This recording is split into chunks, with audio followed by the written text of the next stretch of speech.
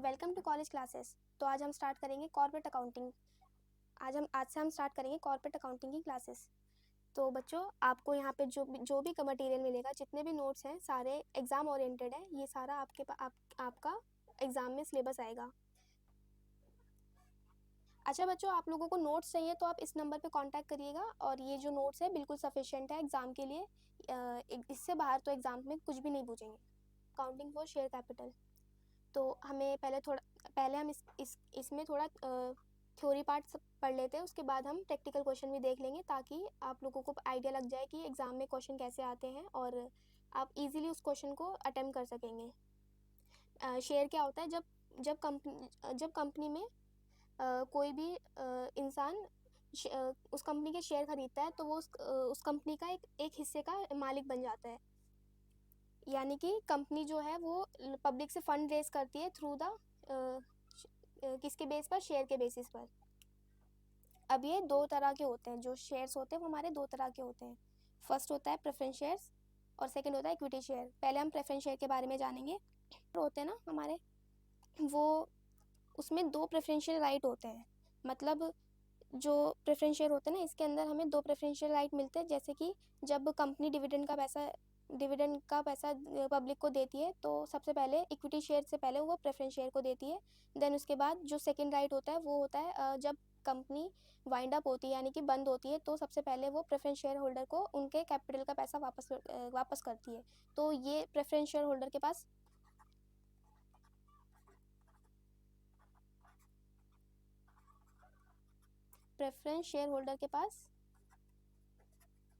ये दो राइट होते हैं।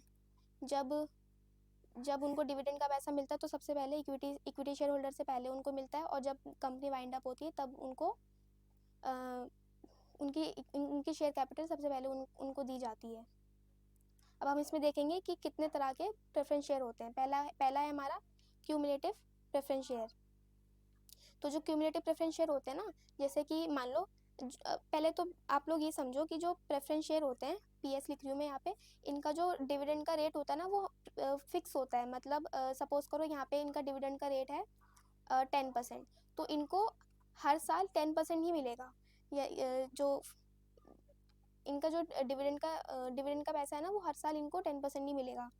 और अगर मान लो, सपोज करो, किसी साल में कंपनी इनको डिविडेंड का पैसा नहीं दे पाती है, तो वो क्या करती है, अगले साल उसको क्यूमुलेटिव बेसिस पे, मतलब दोनों साल का उसको डिविडेंड के पैसे की पेमेंट करती है। यानी कि 2 साल का इकट्ठा उसको डिविडेंड का पैसा दिया जाता है। इसी को हम क्या कहते हैं? Cumulative preference share. अब सेकंड क्या आता है? Non cumulative preference share. इसमें इसका उल्टा होता है, यानी कि किसी कंपनी ने किसी प्रेफरेंस शेयर होल्डर्स को किसी साल का डिविडेंड डिक्लेयर नहीं किया, उनको डिविडेंड का पेमेंट नहीं किया, तो अगले साल वो क्या करेगी? पिछले का नहीं देगी, लेकिन जो उसका करंट ईयर का होगा ना, वो ही देगी। यहाँ पे हम ना एग्जाम्पल बना लेते हैं, एक काम करते हैं। जैसे मान लो यहाँ पे ये कौन सा साल है? 24-25 है, ठीक है। तो यहाँ पे इनको डिविडेंड की पेमेंट करनी थी, लेकिन ये लोग कर नहीं पाए, फेल हो गए। तो क्या करेंगे ये लोग इस केस में? 2000, अब दूसरा साल आ जाता है यहाँ पे 25-26। तो अगर मान लो, सपोज कर लेते हैं यहाँ पे डिविडेंड का हम फेस वैल्यू ले लेते हैं 100 रुपीज़। तो फेस वैल्यू इसका डिविडेंड कितना बनेगा? 100 का 10% 10 बनेगा ना। तो यहाँ पे अगर फेल हो गया 2024-25 में पेमेंट करने में फेल हो गए, तो क्या करेंगे? 2025-26 में पिछले साल का प्लस इस साल का दोनों का मिला के पेमेंट कर देंगे। तो इसी को हम क्या कहते हैं? Cumulative preference share. और अगर जैसे कंपनी पिछले साल का पेमेंट नहीं करती है, सिर्फ करंट ईयर का सिर्फ पेमेंट करती है, इसको नहीं करती है, तो उसको क्या बोलते हैं? Non cumulative preference share. और उसके बाद थर्ड है पार्टिसिपेटिंग प्रेफरेंस शेयर। देखो, जब कंपनी कोई भी प्रॉफिट कमाती है, तो वो क्या करती है? पहले अपने आउटस्टैंडिंग लाइबिलिटीज़ को निकालती है, जैसे कि डिवेंचर होल्डर को उनका इंटरेस्ट का पेमेंट करती है। देन उसके बाद प्रेफरेंस शेयर होल्डर को उनको शेयर्स देती है, और उसके बाद लास्ट में क्या करती है? वो इक्विटी शेयर होल्डर को उनके डिविडेंड का पैसा देती है। अब सपोज करो कंपनी ने अच्छा खासा प्रॉफिट कमा लिया, उसने इंटरेस्ट भी पेमेंट कर दिया, प्रेफरेंस शेयर होल्डर को भी दे दिया, एंड लास्ट में उसने इक्विटी शेयर होल्डर को भी दे दिया। अब उसके बाद फिर भी प्रॉफिट बच रहा है, तब क्या करे? अगर इस केस में कंपनी प्रेफरेंस शेयर होल्डर को एक्स्ट्रा प्रॉफिट दे देती है, इवन सारे प्रॉफिट बांटने के बाद भी, तो उसको हम बोलते हैं पार्टिसिपेटिंग प्रेफरेंस शेयर्स। आपको समझ आया वाला टॉपिक? अब इसी का उल्टा ये देखो, जो लिखा है नॉन क्यूमुलेटिव प्रेफरेंस शेयर, यहाँ पे आना चाहिए नॉन पार्टिसिपेटिंग प्रेफरेंस शेयर होगा, ठीक है। तो इसमें क्या होता है, कंपनी बांटने के बाद, उसके बाद सपोज करो उसने इंटरेस्ट बांट दिया, डिविडेंड बांट दिया, डिविडेंड प्रेफरेंस शेयर और इक्विटी शेयर होल्डर दोनों को बांट दिया, उसके बाद जो प्रॉफिट बचता है, तो वो जो एक्स्ट्रा प्रॉफिट बच रहा है, या फिर जो जो उन्होंने प्रॉफिट बांटने के बाद भी उनके पास क्यों बच रहा है, तो वो क्या करते हैं उसको या तो अपने अपने पास ही रख लेते हैं, उसी को क्या बोलते हैं, क्यूमुलेटिव, उसको बोलते हैं एक्यूमुलेटेड प्रॉफिट्स। यानी कि कंपनी प्रेफरेंस शेयर होल्डर को एक्स्ट्रा प्रॉफिट नहीं देती, तो हम उसको क्या कहते हैं, नॉन पार्टिसिपेटिंग प्रेफरेंस शेयर। अब उसके बाद नेक्स्ट कौन सा है, रिडीमेबल प्रेफरेंस शेयर।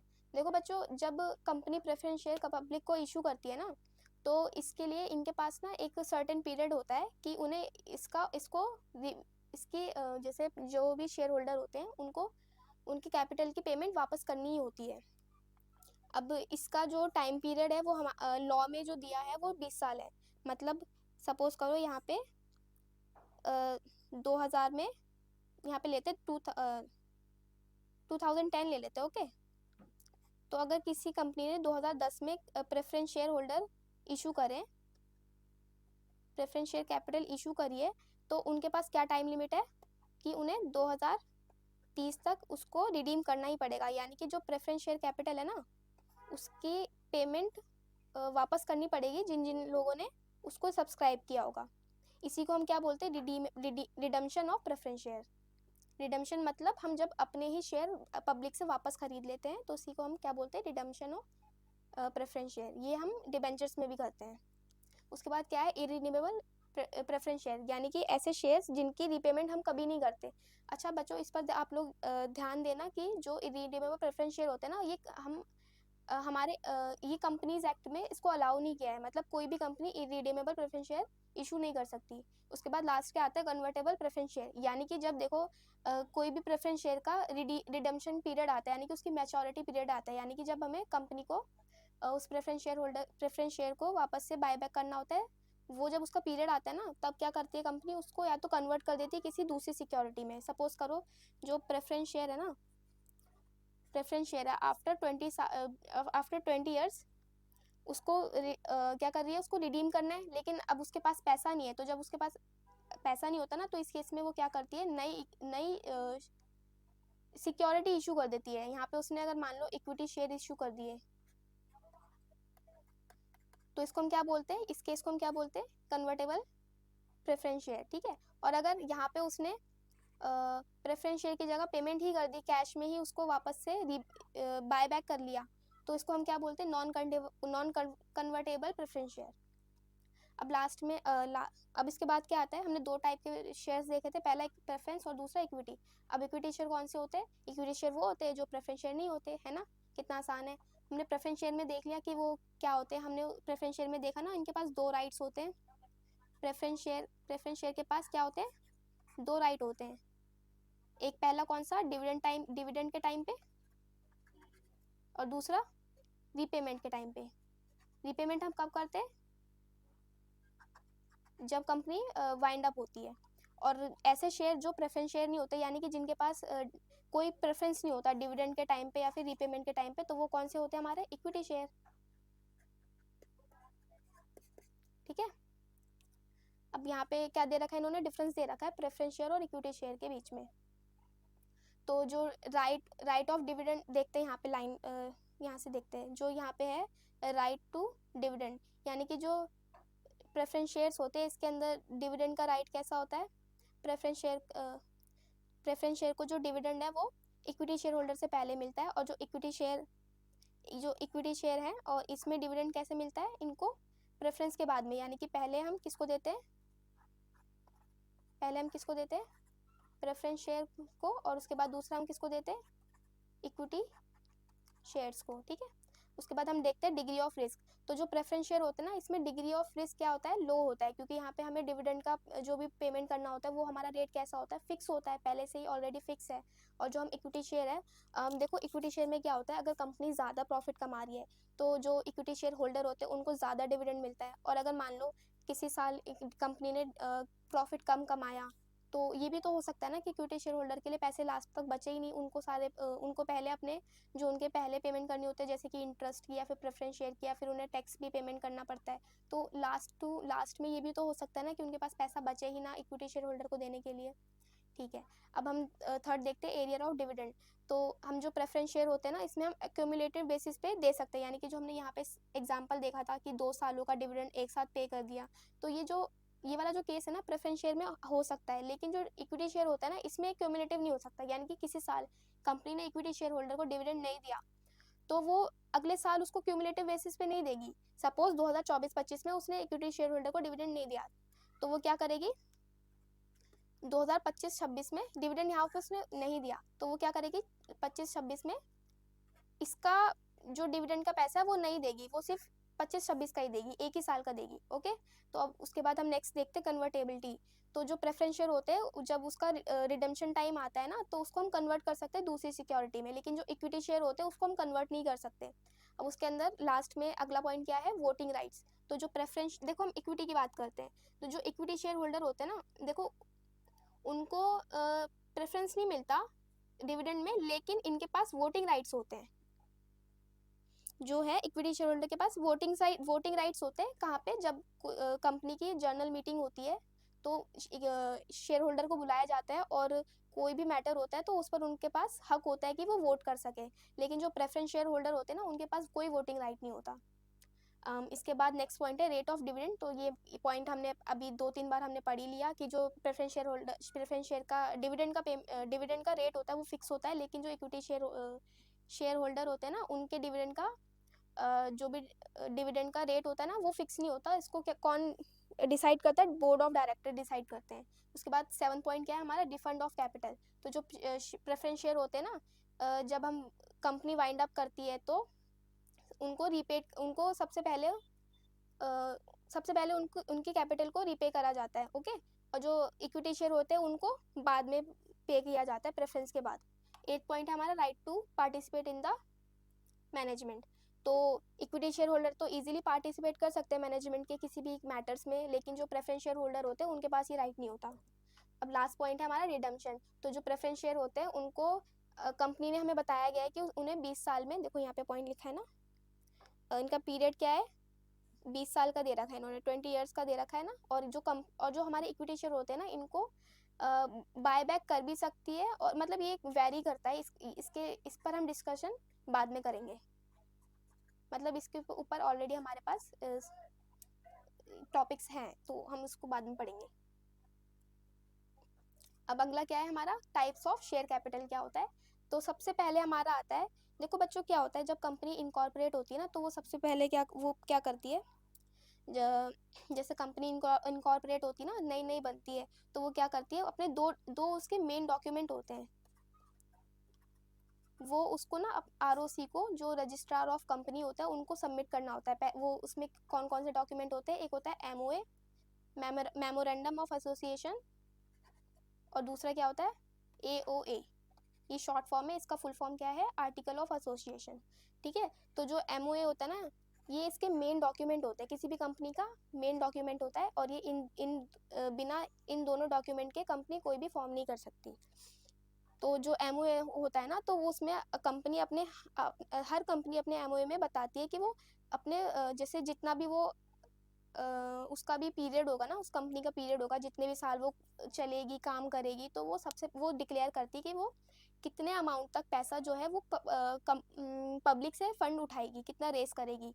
इसी को हम क्या बोलते हैं, नॉमिनल, रजिस्टर या फिर ऑथराइज कैपिटल। सपोज यहाँ पे ABC नाम की कोई कंपनी है, ABC लिमिटेड, ठीक है, तो यहाँ पे अगर उसने डिक्लेयर कर दिया कि वो 100 करोड़ कैपिटल उठाएगी अपने पूरे जो भी उसका पीरियड होगा ना, जितने भी साल वो 50 साल 60 साल जितने भी साल वो कंपनी चलेगी, वो इतने अपने पूरे पीरियड में, पूरे लाइफ पीरियड में 100 करोड़ जो 100 करोड़ की जो कैपिटल है वो पब्लिक से वो रेस कर सकेगी।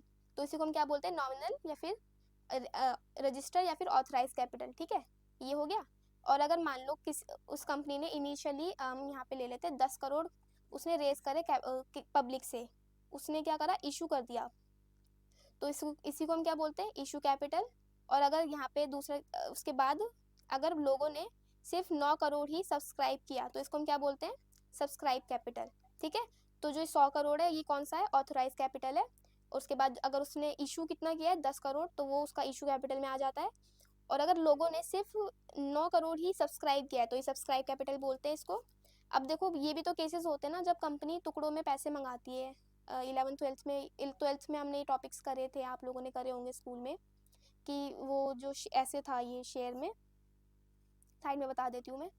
पहले सपोज करो फेस वैल्यू किसी भी शेयर की कितनी है, 10 है, तो वो एप्लीकेशन पे कितने मंगा रहा है, 5 मंगा रहे हैं, या फिर उसके बाद अलॉटमेंट पे कितना मंगा रहे हैं, 3 मंगा रहे हैं, और बाकी लास्ट फाइनल कॉल में कितना मंगा रहे हैं, 2 मंगा रहे हैं। इसको ऐसे बाइफरकेट भी तो करते थे ना, याद है। तो अगर सपोज करो कंपनी ने सिर्फ अलॉटमेंट तक मंगाया है तो उसको हम क्या बोलेंगे, कॉल्ड अप कैपिटल। और अगर मान लो कोई शेयर होल्डर अलॉटमेंट का पैसा देना नहीं, वो दे नहीं पाया, तो उसका पेड अप कितना होगा, सिर्फ 5 रुपीज़ ही होगा ना, क्योंकि देखो 2 तो उन्होंने कॉल्ड अप किया ही नहीं और वो 3 तो देने में फेल हो गया, तो उसका पेड अप कितना होगा, 5। तो जो पेड अप होगा उसको हम कहाँ लिखेंगे, पेड अप कैपिटल में। अभी इसको ना हम बैलेंस शीट से देखेंगे तो थोड़ा और क्लियर हो जाएगा। बाकी आपको इतना तो समझ आया होगा ना कि जितना वो इशू कर रही है तो वो इशू कैपिटल में चला जाता है, फिर लोगों ने कितना सब्सक्राइब किया, पब्लिक ने कितना सब्सक्राइब किया तो वो सब्सक्राइब कैपिटल में चला जाता है। देन उसके बाद कितना उन्होंने पब्लिक से मंगाया और कितना पब्लिक ने दिया। तो ये जो हमारे शेयर कैपिटल है ना, ये 5 कैटेगरी की होती है, नॉमिनल, या फिर हम इसको मेनली बोलते हैं authorise, issue, subscribe, called up and last paid up. ठीक है, देखो ये रहा बैलेंस शीट का परफॉर्मा दिया हुआ है, इसके अंदर एक्सट्रैक्ट दे रखा है। ओके, तो ये तो हमारा जो बैलेंस शीट है ये तो इसमें हम ऐसे लिखते हैं कि इक्विटी एंड लाइबिलिटी साइड आ जाता है, शेयर होल्डर फंड्स आता है, देन उसके बाद ये रहा शेयर कैपिटल, जितना भी हम शेयर उसमें जाता है ना तो ये शेयर कैपिटल में ऐड होगा। और रिजर्व एंड सरप्लस ये तो अलग चीज़ हो जाएगी, इसको हम बाद में क्वेश्चंस के साथ देख लेंगे, टेकअप कर लेंगे। देखो यहाँ पे आ जाओ, ये जो नोट्स टू अकाउंट बनाते थे ना हम लोग, याद है थोड़ा बहुत, नोट्स टू अकाउंट बनाते थे, तो शेयर कैपिटल में आता है, पहले हम ऑथराइज लिखते हैं, यहाँ पे हमने कितना लिया था, 100 करोड़ लिया था ना। फिर उसके बाद हमने कितना इशू किया था, 10 करोड़ इशू किया था। फिर लोगों ने कितना इशू किया था, सब्सक्राइब किया था, 9 करोड़ इशू किया, सब्सक्राइब किया था। ये तो हमारा इधर आ जाएगा। यहाँ पे इशू इसको क्या करते हैं, इक्विटी शेयर और उसका जो भी फेस वैल्यू होता है उसके अंदर बाइफरकेट कर देते हैं। और लास्ट टू नीचे आ जाते हैं। देखो यहाँ पे क्या है, subscribe but not fully paid up. अगर कुछ शेयर होल्डर होते हैं ना जिन्होंने कुछ पैसे दे नहीं पाते हैं तो क्या होता है, वो कहाँ चला जाता है, कॉल इन एरियर। अगर मैंने पीछे एग्जांपल लिया था ना, यहाँ पे उसने 3 रुपये नहीं दिए थे, ठीक है, 3 रुपये नहीं दिए थे ना उसने, तो वो कहाँ चला जाएगा, कॉल इन एरियर में चला जाएगा, जो उसने नहीं दिया। तो इस कॉल इन एरियर को माइनस करके यहाँ पे दिखा देंगे। सपोज करो यहाँ पे 100 था, उसने 3 नहीं दिए, तो यहाँ इधर कितना आ जाएगा, 97। और कंपनी फॉरफिट कर लेती है। फॉरफिट क्या होता है, जब कंपनी शेयर होल्डर के शेयर्स जब्त कर लेती है, जब्त करना बोलते हैं उसको हिंदी में। जैसे कि अभी हम इसी केस को ले लेते हैं, इसने हमें 3 रुपये नहीं दिया था ना, मान लो यहाँ पे ए नाम का पर्सन है, इसने हमें 3 रुपये नहीं दिए, तो हम क्या करेंगे, इसके शेयर्स को फॉरफिट कर लेंगे। तो जब हम किसी भी शेयर होल्डर के शेयर्स को फॉरफिट कर लेते हैं तो हम यहाँ पे बैलेंस शीट में क्या करते हैं, बैलेंस शीट में उसको हम यहाँ पे दिखाते हैं फॉरफिटेड शेयर्स में। अब उसके बाद देखो हम देखो यहाँ पे मैं आपको एक चीज़ बताती हूँ, जब कंपनी अपने शेयर को फेस वैल्यू से ऊपर इशू करती है, यानी कि यहाँ पे उसकी मान लो फेस वैल्यू है 10 और उसने इशू प्राइस कितना है, इशू प्राइस IP कितना है इसका, 12, ठीक है, इशू प्राइस 12 है, उनको नीचे लिखती हूँ, इशू प्राइस कितना है, 12 है। तो जो एक्स्ट्रा 2 रुपीज़ है ना, तो ये सिक्योरिटी प्रीमियम में जाता है। जितना भी एक्स्ट्रा पैसे लेती है ना कंपनी शेयर होल्डर से, किसके एक्स्ट्रा, फेस वैल्यू से ऊपर जो एक्स्ट्रा लेती है वो कहाँ जाता है, सिक्योरिटी प्रीमियम में जाता है। अब यहाँ पे नेक्स्ट क्वेश्चन देखो एग्जाम में क्या आ सकता है, ये क्वेश्चन थोड़ा इंपॉर्टेंट है, तो इस पर आप देख लेना, इसको मतलब अच्छे से पढ़ लेना, ये क्वेश्चन एग्जाम में आ सकता है। तो हम इसमें क्वेश्चन क्या है कि जो हम सिक्योरिटी प्रीमियम का जो अमाउंट होता है उसे कहाँ का यूटिलाइज कर सकते हैं। तो देखो पहला क्या है, बोनस शेयर। देखो कंपनी बोनस इशू करती है, ये तो आपको पता होगा। तो जब कंपनी बोनस इशू करती है तो वो फंड कहाँ से उठाती, फंड कहाँ से यूज़ कर सकती है, ये शेयर कैपिटल से यूज़, सिक्योरिटी प्रीमियम से यूज़ कर सकती है। दूसरा इसका यूज़ क्या होता है, writing of preliminary expenses. Preliminary expenses आपको पता है कौन से होते हैं? जैसे कंपनी इनकॉर्पोरेट होती है तो इनकॉर्पोरेशन से पहले के भी तो कुछ खर्चे होते हैं ना, जैसे कि रजिस्ट्रार ऑफ कंपनी को फीस देना, या फिर मशीनरी के लिए एडवांस की पेमेंट करना, या फिर बिल्डिंग के लिए एडवांस की पेमेंट करना, और भी लीगल चार्जेस होते हैं। तो वो जो भी इनकॉर्पोरेशन से पहले वाले खर्चे होते हैं, जो भी इनकॉर्पोरेशन से पहले वाले खर्चे होते हैं, वो कौन, उन्हें क्या हम कहते हैं, preliminary expenses.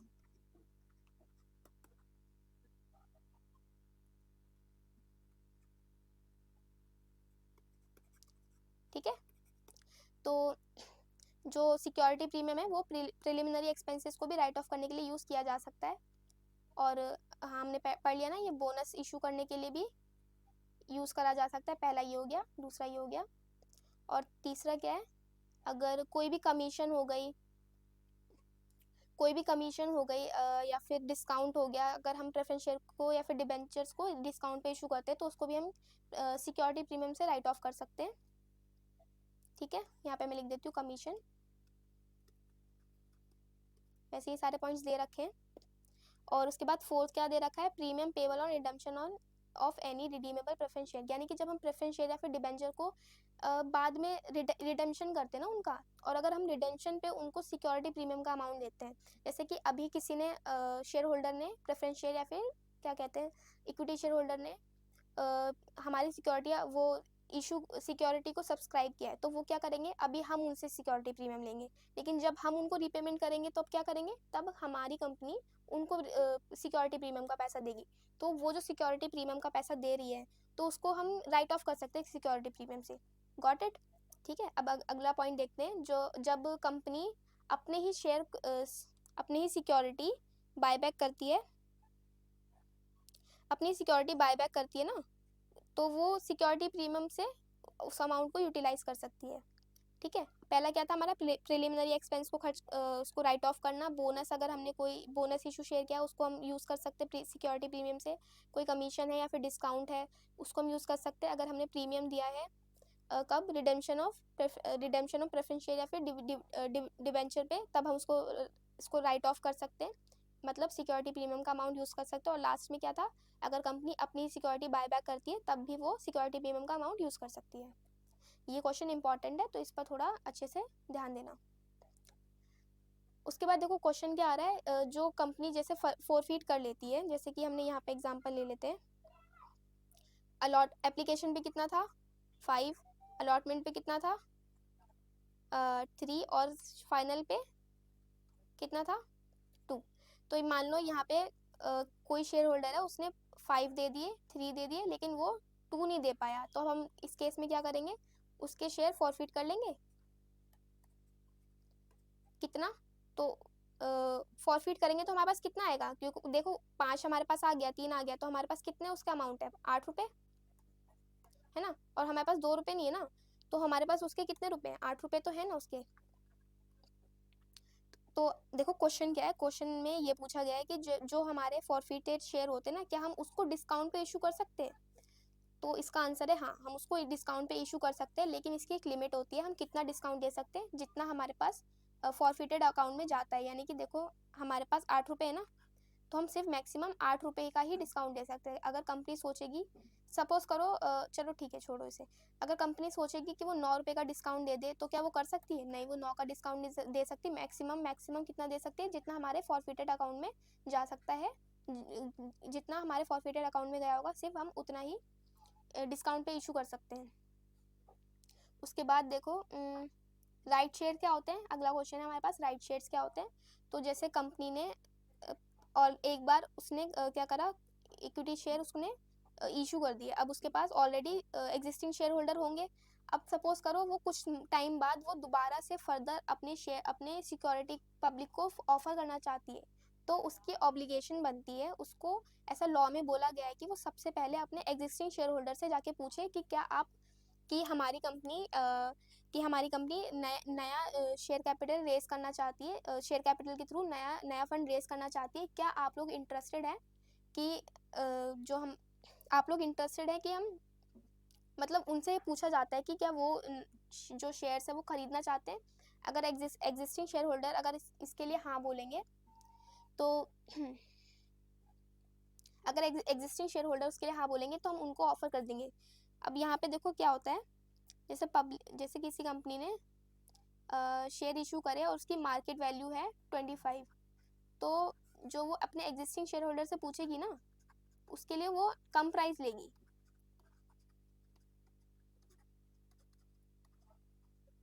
Existing share holder से वो कितना लेगी, सपोज करो यहाँ पे 20 ले रही है या फिर 18 ले रही है या फिर 15 ले रही है, तो वो जो भी उसका शेयर होगा ना अपने एग्जिस्टिंग शेयर होल्डर को ऑफर करेगी, वो मार्केट वैल्यू से हमेशा कम ही होगा।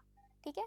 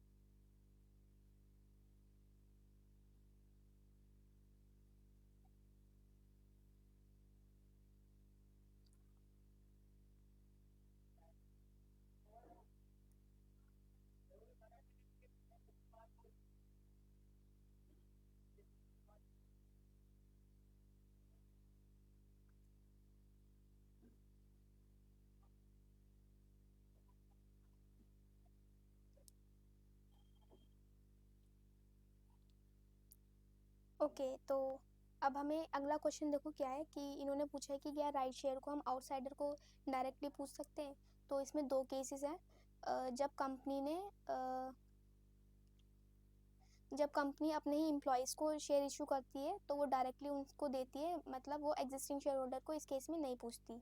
एंड उसके बाद जैसे कि कोई भी ऑब्लिगेशन हो गया या फिर कोई भी जब कंपनी शेयर इशू करती है other than for consideration other than cash, यानी कि ये कौन कौन से केसेस होते हैं, जब कंपनी कोई बिजनेस परचेज करती है, एसेट परचेज करती है या फिर प्रोमोटर्स को पेमेंट करती है, तब वो इस केस में क्या करती है, अपने शेयर कैपिटल को देती है।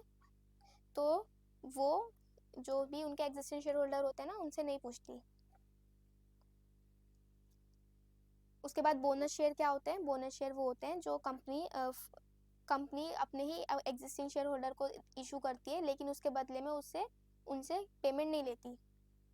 और ये एक्चुअली में ये क्यों करती है कंपनी? जब कंपनी को अपने ही जो उसके क्यूमुलेटिव प्रॉफिट्स होते हैं ना, जो उसके रिजर्व्स होते हैं, उसको जब रिजर्व्स को यहाँ पे मैं लिख देती हूँ, जब कंपनी अपने ही रिजर्व को कैपिटलाइज करती है ना, तब वो बोनस शेयर इशू करती है। तब वो क्या करती है? बोनस शेयर इशू करके उसको अपने शेयर को कैपिटलाइज कर देती है। अब यहाँ पे क्या पूछा गया है? कंपनी में issue fully paid a bonus share to its member if any manner what so out of. मतलब यहाँ पे जो कंपनी है वो बोनस शेयर कहाँ से इशू कर सकती है? तो यहाँ पे पहला है हमारा फ्री रिजर्व, तो वो फ्री रिजर्व में से इशू करती है। Then second security premium. अभी हमने पढ़ा था ना सिक्योरिटी प्रीमियम कहाँ यूज़ कर सकते हैं, तो उसमें सेकंड पॉइंट ही था कि एक्चुअली फर्स्ट पॉइंट ही था, बोनस शेयर के लिए वो सिक्योरिटी प्रीमियम का यूज़ कर सकते हैं। And then last capital redemption reserve. अच्छा, ये मैं आपको अच्छे से इसके बारे में हम पूरी तरीके से चर्चा करेंगे। जो CRR होता है ना, ये सिर्फ बोनस के लिए ही यूज़ करा जाता है, और इसका जो हम बनाते हैं CRR हम बनाते हैं वो हम 2 केसेस में बनाते हैं, तो वो आगे चैप्टर्स में आएगा। मैं चलो यहाँ बता देती हूँ। जब हम प्रेफरेंस शेयर को रिडीम करते हैं तब हम CRR बनाते हैं, और जब कंपनी अपने ही इक्विटी शेयर बाय बैक करती है पब्लिक से, तब वो CRR बनाती है। तो ये 2 केसेस में CRR बनता है, लेकिन हम CRR को कहाँ यूज़ कर सकते हैं? इसका सिर्फ सिंगल यूज़ ही होता है, वो कब होता है? बोनस में, सिर्फ बोनस में ही ये यूज़ कर सकते हैं। उसके बाद क्या बोला गया है? Company shall capitalise its profit और reserve for the purpose of using fully paid up bonus share unless. अब यहाँ पे जो ये सेकंड पॉइंट है ना, इसमें कंडीशन दे रखी है कि उसको कंपनी को क्या क्या कंडीशन फॉलो करना चाहिए बोनस शेयर इशू करने के लिए। सबसे पहला क्या है? ऑथराइजेशन। आर्टिकल ऑफ एसोसिएशन होता है ना, उसके अंदर ऑथराइजेशन होना चाहिए कि कंपनी बोनस शेयर इशू कर सकती है, यानी कि परमिशन उनके पास होनी चाहिए। और उसके बाद उन बोर्ड ऑफ डायरेक्टर से उन्हें ऑथराइजेशन चाहिए होती है। उसके बाद और भी नॉर्मल सी और भी कंडीशंस होती है, इतना मतलब एग्जाम में इतना पूछा नहीं जाता, ये कंडीशन वगैरह नहीं आती, जस्ट फॉर नॉलेज आप लोग पढ़ लो, ठीक है। तो जब अगर कंपनी जब कंपनी को बोनस शेयर इशू करना होता है ना, तो उसको देखना पड़ता है कि उसने कोई भी पेमेंट में डिफ़ॉल्ट तो नहीं करी, या फिर जैसे कि स्टैट्यूटरी ड्यूज़ होते हैं ना, जो ऑब्लिगेशन होती है कंपनी की लॉ के थ्रू, तो लॉ के लिए तब उसने उसमें कोई डिफ़ॉल्ट तो नहीं कर रखा, ये सब उनको चेक करना पड़ता है बोनस इशू करने के लिए, ओके। और जो कंपनी बोनस इशू करती है ना, ये पॉइंट इंपॉर्टेंट है, जो कंपनी बोनस इशू करती है ना, तो वो उसको ये नहीं कह सकते कि कंपनी ने डिविडेंड इशू करा है, ये गलत हो जाएगा। ये गलत हो जाएगा, जो कंपनी बोनस इशू करती है ना, तो उसको हम ये नहीं कह सकते कि उसने डिविडेंड इशू करा है, ओके। अब हमें यहाँ पे देखना है कि ये कुछ टर्म्स हमें राइट नोट्स लिखने हैं।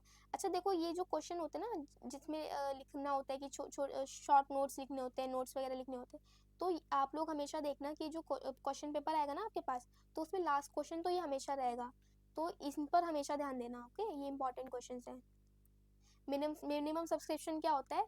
जब कंपनी सिक्योरिटी इशू करती है ना अपने उसको पब्लिक को, तो उनके उनके पास ना मतलब 90% की लिमिट होती है कि कम से कम 90% उनके पास सिक्योरिटी इशू वो सब्सक्राइब होनी चाहिए। अगर इससे भी कम हुई ना, तो कंपनी को क्या करना पड़ता है? वापस रिफंड करना पड़ता है जितना भी उनके पास एप्लीकेशन का मनी आया है। यहाँ पे एग्जांपल लेते हैं, ठीक है। जैसे कंपनी ने कितना किया था? 10 करोड़ उसने इशू किया था ना, तो उनके पास मिनिमम कितना बनना चाहिए? 10 करोड़ का 90% कितना हुआ? कितना हुआ? 9 करोड़ ना। तो मिनिमम 9 करोड़ का इनके पास सब्सक्रिप्शन आना चाहिए। सपोज करो यहाँ पे 8 करोड़ आ गया, तो कंपनी क्या करेगी? इस केस में कंपनी को रिफंड करना पड़ेगा सारा पैसा। लेकिन अगर यहाँ पे उसके पास 9.5 आ गया, तो इसमें क्या होगा? इसमें उनको रिफंड नहीं करना पड़ेगा, क्योंकि ये तो 90% से ऊपर है ना, इसलिए तो उसको रिफंड नहीं करना होगा। उसके बाद बी में क्या दिया है इन्होंने? Under subscription. ये वही केस हो जाता है जैसे कि हमने कंपनी ने 10 करोड़ इशू किया, लेकिन लोगों ने सपोज करो 9 करोड़ ही सब्सक्राइब किया, तो ये क्या है? अंडर सब्सक्रिप्शन है ना। 10 किया था लेकिन 9 ही सब्सक्राइब हुआ, तो ये अंडर सब्सक्रिप्शन है। अब मान लो यहाँ पे कंपनी ने, यहाँ पे दूसरा एग्जाम्पल लेते हैं, यहाँ पे कंपनी ने 10 करोड़ इशू किया था, लेकिन पब्लिक ने कितना कर लिया? 11 करोड़ इशू सब्सक्राइब कर लिया, तो ये कौन सा केस हो गया? ओवर सब्सक्रिप्शन वाला केस हो गया। अभी हमने सी पॉइंट देखो यहीं पे समझ लिया। अब इसमें क्या करती है कंपनी, इसमें भी 3 केसेस बनते हैं, या तो जो भी एक्सेस है ना, एक्सेस कितना है 1 करोड़ है ना, 1 करोड़ को क्या कर देगी बैंक के थ्रू रिफंड कर देगी, या तो दूसरा क्या कर देगी प्रोराटा बेसिस पे अलॉट कर देगी, और यहाँ पे क्या करती है कंपनी एडजस्ट कर देती है, जैसे कि उसको अलॉटमेंट पे या फिर उसके बाद फाइनल या फर्स्ट कॉल पे उसको पैसा मंगाना होगा ना, तो उस पर क्या करेगी वो एडजस्ट कर देगी। और लास्ट केस क्या होता है, वो दोनों का मिक्स भी कर सकती है, कुछ को बैंक के थ्रू रिफंड भी कर सकती है और प्रोराटा के बेसिस पे अलॉट भी एडजस्ट भी कर सकती है। कॉल इन एरियर क्या होता है, कॉल इन एरियर हमने जो पीछे एग्जांपल लिया था ना, जैसे कि किसी भी शेयर होल्डर ने उससे हमने कॉल मनी नहीं दे पाया, वो हमने उसको कॉल मनी मंगाया लेकिन वो दे नहीं पाया, तो वो जितना अमाउंट नहीं दे पाया ना, उसी को हम क्या बोलते हैं कॉल इन एरियर बोलते हैं। उसके बाद कॉल इन एरियर जो होते हैं ना, जैसे कि इस पर कितना इंटरेस्ट देना होता है पब्लिक, जो भी शेयर होल्डर होता है उसने अगर उसने डिले कर दिया पेमेंट में, तो उसको कितना इंटरेस्ट देना पड़ता है, यहाँ पे दे रखा है कि 10% उसको इंटरेस्ट देना पड़ता है। सपोज करो हमने उससे मंगाए थे जनवरी में मंगाए थे, ठीक है, लेकिन उसने जनवरी में वो क्या हो गया फेल हो गया, उसने पैसे नहीं दिए, फेल हो गया वो पेमेंट करने में। और अगर हमने दूसरी कॉल मंगाई है मार्च में, तो उसने क्या करा, अब इस कॉल के प्लस पिछले पिछले कॉल के, यानी कि जो जनवरी में हमने कॉल मंगाई थी ना उसके भी दोनों के मिला के दे दिए, तो जो जनवरी के वो फेल हो गया था ना उसका भी उसको पेमेंट करेगा, तो लेकिन प्लस क्या करेगा वहाँ पे इंटरेस्ट की पेमेंट करेगा वो, और इंटरेस्ट कितना 10%। ओके, उसके बाद कॉल इन एडवांस क्या होता है, अब यहीं पे हम देख लेते हैं। जैसे कि मान लो हमने कोई शेयर होल्डर है, उससे हमने जनवरी की फर्स्ट कॉल मंगाई है, लेकिन उसने क्या करा, जो हम मार्च में हम फाइनल कॉल मंगाते ना, तो उसने जनवरी में ही उसकी पेमेंट कर दी, यानी कि उसने एडवांस में पेमेंट कर दी। तो जब कोई एडवांस में पेमेंट कर देता है उसको हम बोलते हैं कॉल इन एडवांस। और इस केस में क्या होता है, कंपनी जो शेयर होल्डर होते हैं ना उनको इंटरेस्ट का पेमेंट करती है, और यहाँ पे कितना इंटरेस्ट होता है 12%। ये आप लोग ध्यान रखना, ठीक है। जब share holder call in arrear करते हैं, यानी कि जब वो डिफॉल्ट करते हैं तब उनसे हम 10% लेते हैं, लेकिन जब वो एडवांस दे देते हैं तो कंपनी उनको 12% देती है। प्रोराटा अलॉटमेंट क्या होता है, प्रोराटा अलॉटमेंट ये होता है जब कंपनी के पास एक्स्ट्रा सब्सक्रिप्शन आ जाता है ना, तब वो क्या करती है, जितना भी उसके पास एप्लीकेशन आया होता है, तो एप्लीकेशन के बेस पे वो क्या करती है उस रेशियो में उसको अलॉट करती है। यानी कि देखो यहाँ पे एग्जांपल दे रखा है, एग्जांपल पढ़ो तो अच्छे से समझ आएगा। जैसे कि उसने पब्लिक इशू कितना किया है, पब्लिक इशू किया उसने 1 लाख शेयर को इशू किया है, और कंपनी ने क्या कहते हैं पब्लिक ने कितना सब्सक्राइब कर लिया, 1.5 लाख सब्सक्राइब कर लिया।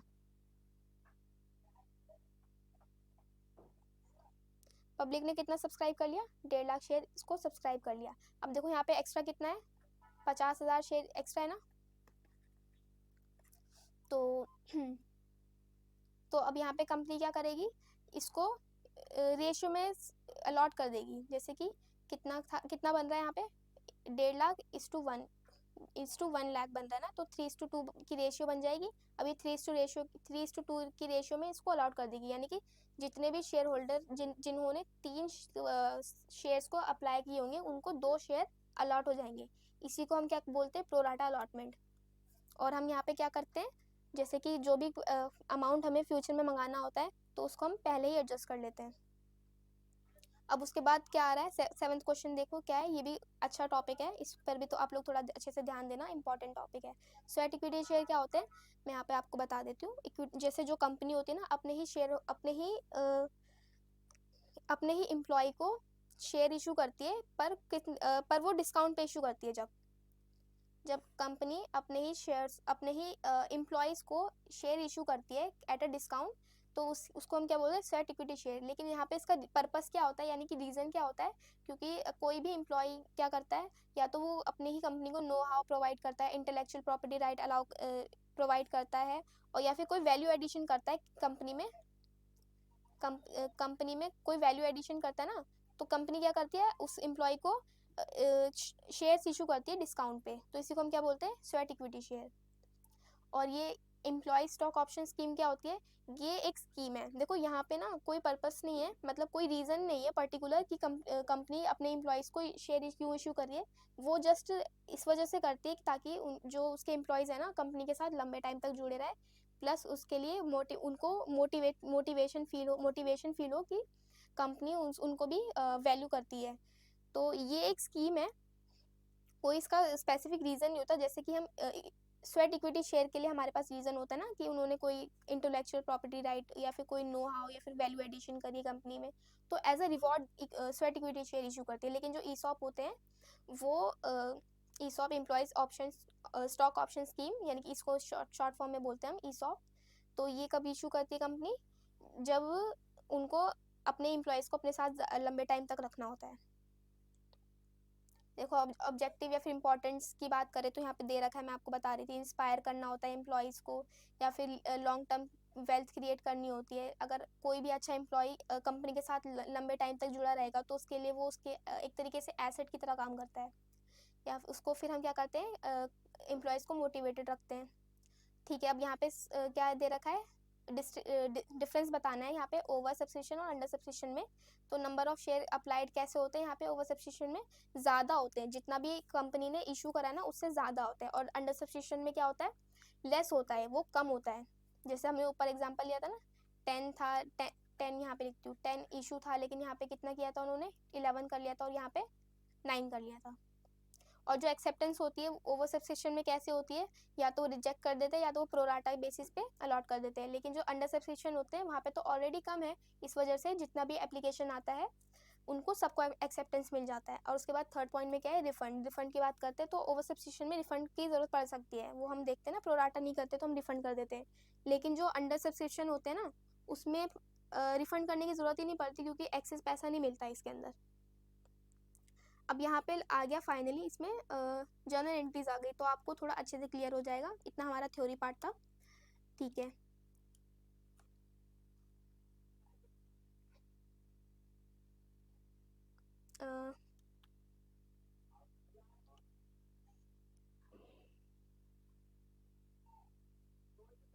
ठीक है, तो मैं आपको इधर साइड में बता देती हूँ। जब कंपनी इशू करती है तो पहले सबसे पहले एप्लीकेशन आता है।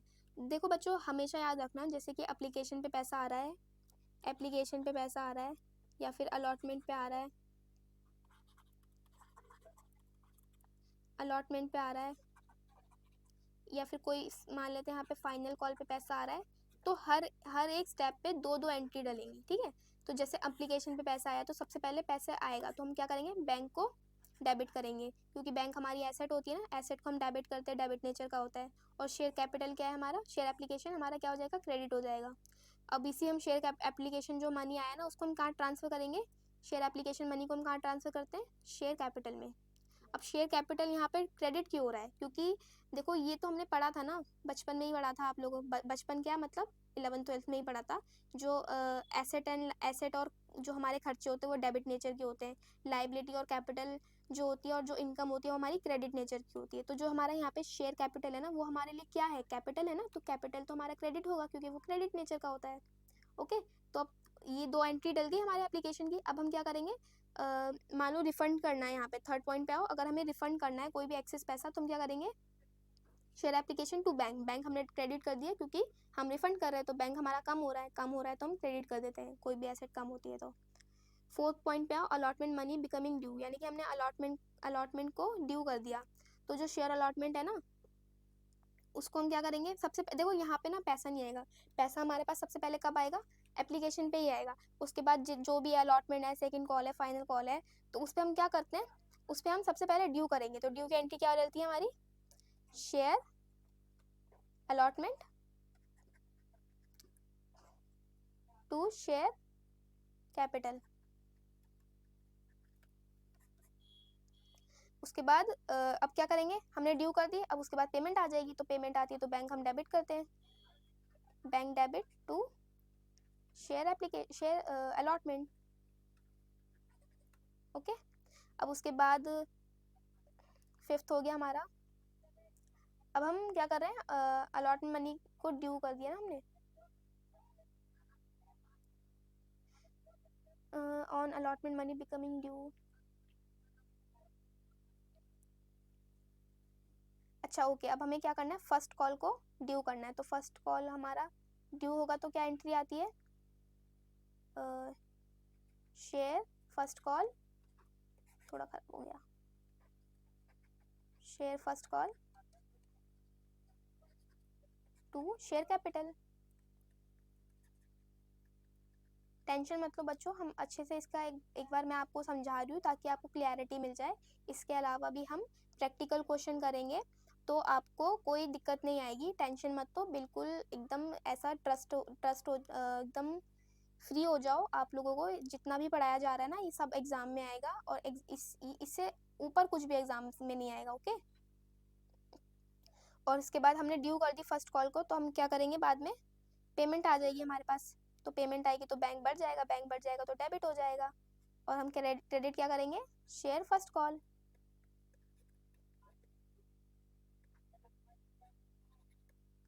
उसके बाद जैसे ही यही हमने फर्स्ट कॉल को ड्यू कर दिया। अगर मान लो यहाँ पे सेकंड कॉल होता तो सेकंड कॉल की क्या एंट्री डलती, शेयर फाइनल, सेकंड कॉल हो गया, उसको हम ड्यू करते तो क्रेडिट में क्या करते हैं, शेयर कैपिटल को, और उसका जब ड्यू करने के बाद पेमेंट आती है तो पेमेंट आती है, हम बैंक को डेबिट कर देते हैं और शेयर फाइनल या फिर सेकंड कॉल को क्रेडिट कर देते हैं, ओके। तो ये इतना आपका ये एंट्रीज तो बहुत जर्नल है, आप लोगों को मैं होप करती हूँ कि आप लोगों को इतनी आती होंगी, क्योंकि 12th में आपने अच्छे से करी होंगी। नहीं करी तो कोई दिक्कत नहीं है, हम दोबारा से और भी प्रैक्टिकल क्वेश्चन करेंगे तो उसमें आपको अच्छी तरीके से क्लैरिटी मिल जाएगी।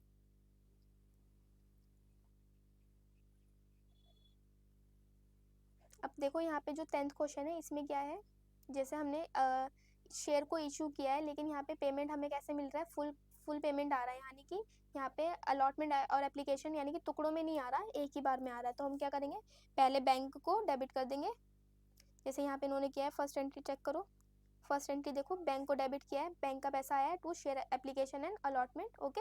उसके बाद क्या करा है, जो ये एप्लीकेशन और अलॉटमेंट पे पैसा आया है ना, इसको शेयर कैपिटल में ट्रांसफर कर दिया है। और अगर मान लो एक्सेस पैसा आया तो हम क्या करेंगे, रिफंड कर देंगे शेयर एप्लीकेशन टू बैंक। ये तो इजी था ना। अब देखो यहाँ पे शॉर्ट नोट्स हमें लिखने, तो जब कंपनी शेयर को इशू करती है कंसिडरेशन अदर देन कैश, यानी कि कंपनी मान लो उसने क्या करा है, कोई भी बिजनेस परचेज किया या फिर एसेट एंड लाइबिलिटीज, एसेट खरीदी है किसी भी, और उसके बदले कैश देने की जगह वो शेयर इशू कर रही है, तो ये कौन सा केस हो जाता है, issue share for consideration other than cash. अब देखो यहाँ पे जर्नल एंट्रीज पे आ जाओ, कंपनी ने क्या करा है, परचेज करी ना एसेट, परचेज करी एसेट, तो सैंडरी एसेट को हमने डेबिट कर दिया, और ये रीज़न आपको पता है, हम एसेट्स को डेबिट कब करते हैं, जब वो बढ़ती है तो हम उसको डेबिट कर देते हैं। वेंडर्स अकाउंट जिससे भी हमने खरीदा होगा उसको हम क्या कर देंगे, क्रेडिट कर देंगे, ओके। उसके बाद सेकंड केस क्या है, परचेज ऑफ बिजनेस। अगर देखो हम, अगर कोई भी कंपनी किसी भी दूसरी कंपनी का पूरा बिजनेस परचेज करती है तो उसके साथ एसेट, सिर्फ एसेट तो नहीं आएंगी ना, एसेट के साथ लाइबिलिटी भी हो गई, उसकी पूरी बैलेंस शीट उठ के आएगी। तो जितनी भी सन्ड्री एसेट होंगे वो हमने क्या कर दिए, डेबिट कर दिए, और जो भी उसकी लाइबिलिटीज़ होंगी वो भी तो उठ के आएंगी ना, पूरा बिजनेस खरीदा है हमने क्योंकि। तो उसकी जो भी लाइबिलिटीज़ होती है वो लाइबिलिटीज़ कैसे होती है, क्रेडिट नेचर की होती है ना, इस वजह से हमने इसको क्रेडिट कर दिया। अब देखो सपोज करो यहाँ पे मैं आपको ना केसेस बना के देती हूँ, ठीक है, तब आपको समझ आएगा कि जो गुडविल है ना, गुडविल को हमने डेबिट क्यों किया है। और ये जो वेंडर अकाउंट तो आपको समझ आ गया होगा, हमने देखो यहाँ पे वेंडर अकाउंट को क्या किया था, अच्छा ये तो एक अलग चीज़ हो गई, हमने वेंडर से खरीदा है ना, उसको मत देखना, हमने वेंडर से खरीदा ना, इस वजह से हमने जिससे भी खरीदा उसको हम क्रेडिट कर देंगे। अब यहाँ पे डाउट ये होगा ना कि कैपिटल रिजर्व और गुडविल को क्यों लिया है, तो मैं यहाँ पे केसेस बनाती हूँ तो आपको समझ आ जाएगा। केस नंबर 1, सपोज करो जो भी हमने बिजनेस खरीदा है ना, तो बिजनेस का कितना वैल्यू है, 100 करोड़ ले लेते हैं, ठीक है। तो सपोज करो उसका किसी भी बिजनेस का वैल्यू है 100 करोड़, उसका नेटवर्थ इतना है, और हमने उसके लिए प्राइस कंसिडरेशन कितना रखा है, मतलब हम उसको कितने में खरीद रहे हैं, 120 करोड़ में खरीद रहे हैं। हम यहाँ पे एक्स्ट्रा कितना दे रहे हैं, 20 करोड़ दे रहे हैं ना, तो ये जो हमने एक्स्ट्रा पैसा दिया है ये हमारा क्या है, गुडविल। अगर हमने यहाँ पे जो हमने एसेट खरीदी है और हमने लाइबिलिटी खरीदी है, और इनको खरीदने के बाद हमने एक्स्ट्रा पैसा दिया है, तो वो कहाँ चला जाएगा, गुडविल में चला जाएगा। और यहाँ पे केस 2 लेते हैं, तो केस 2 में क्या है, अगर यही ले लेते हैं, जो बिजनेस है उसका वर्थ कितना है, 100 करोड़ है और हमने उसके लिए वैल्यू कितना पे किया है, 90 करोड़। ठीक है, तो जो हमने कम पे किया है, कम कितना पे किया है, 10 करोड़ का पे कम किया है ना, तो जो हमने कम पे किया है ये हमारा कहाँ चला जाएगा, कैपिटल रिजर्व में। अब आपको समझ आया? अगर अगर हम कोई भी बिजनेस खरीदते हैं और अगर हम उसके वर्थ के बराबर ना देकर अगर हम एक्स्ट्रा दे रहे हैं तो वो हमारा गुडविल में चला जाएगा, और अगर हम कम दे रहे हैं तो वो कहाँ चला जाएगा, कैपिटल रिजर्व में। Okay, get it?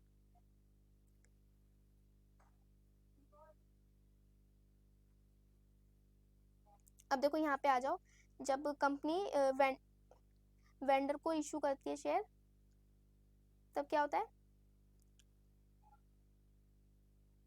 अभी हमने देखो, अच्छा इस बात पर आप लोग ना ध्यान देना कि जब कंपनी जैसे ये वाला केस है ना, issue share of for consideration other than cash, तो इसमें भी 2 एंट्री डलती है।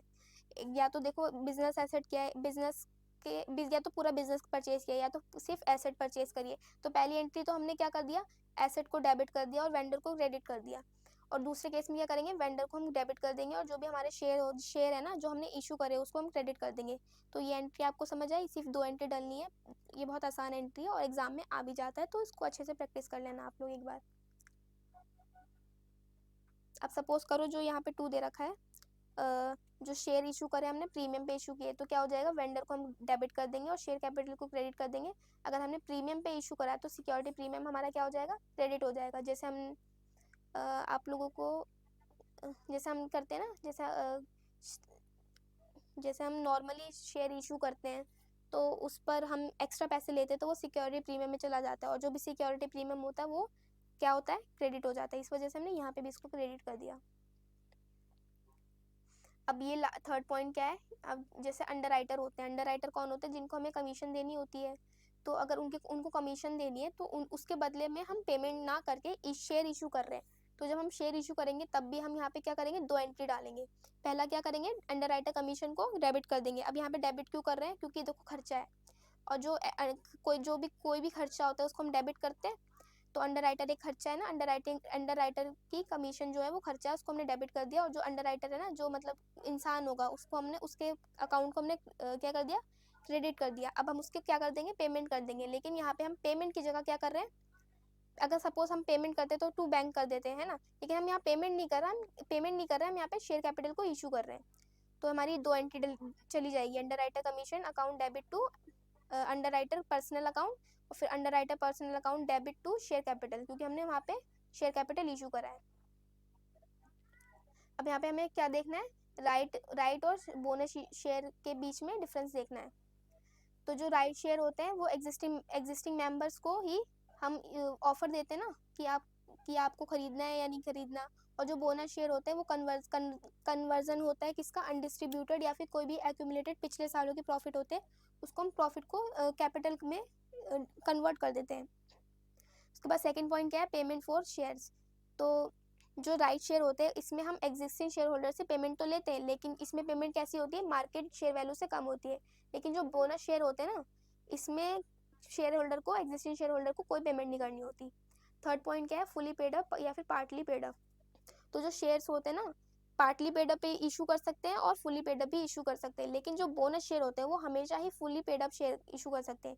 चलो मैं यहाँ पे आपको बता देती हूँ, जैसे कि फेस वैल्यू है शेयर का 10 रुपीज़, लेकिन हम इसको पार्टली पेड अप पे भी इशू कर सकते हैं, यानी कि 8 रुपये में भी इशू कर सकते हैं और 10 में भी इशू कर सकते हैं।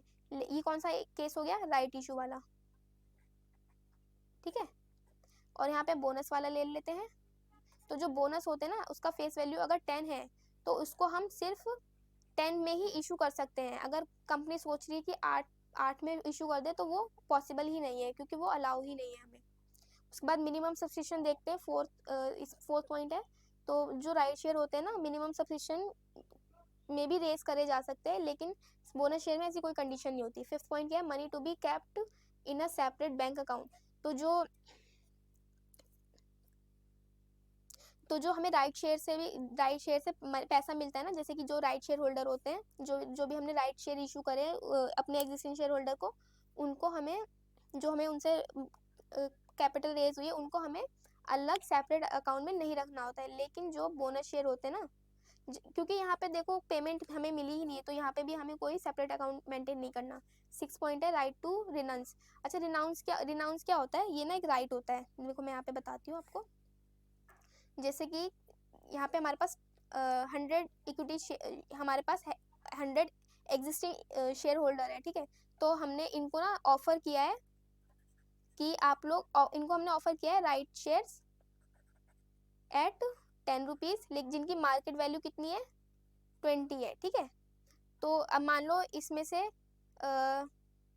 सिर्फ 80 लोगों ने इस राइट को सब्सक्राइब कर लिया, लेकिन जो 20 है ना, उन्होंने क्या करा, उन्होंने इस राइट को रिनाउंस कर दिया, यानी कि किसी और को बेच दिया। मतलब इसको ऐसे समझो, जो 80 लोग हैं ना, उन्होंने राइट शेयर को खरीद लिया, उन्होंने 10 रुपये में उस शेयर्स को खरीद लिया, लेकिन जो 20 लोग हैं ना, 20 लोग हैं ना, उन्होंने जो शेयर्स है उनको खरीदा नहीं, लेकिन उन्होंने इस हक को, जो इनको राइट मिला है 10 रुपये में खरीदने का, इस हक को उन्होंने क्या करा, दूसरे इंसानों को बेच दिया।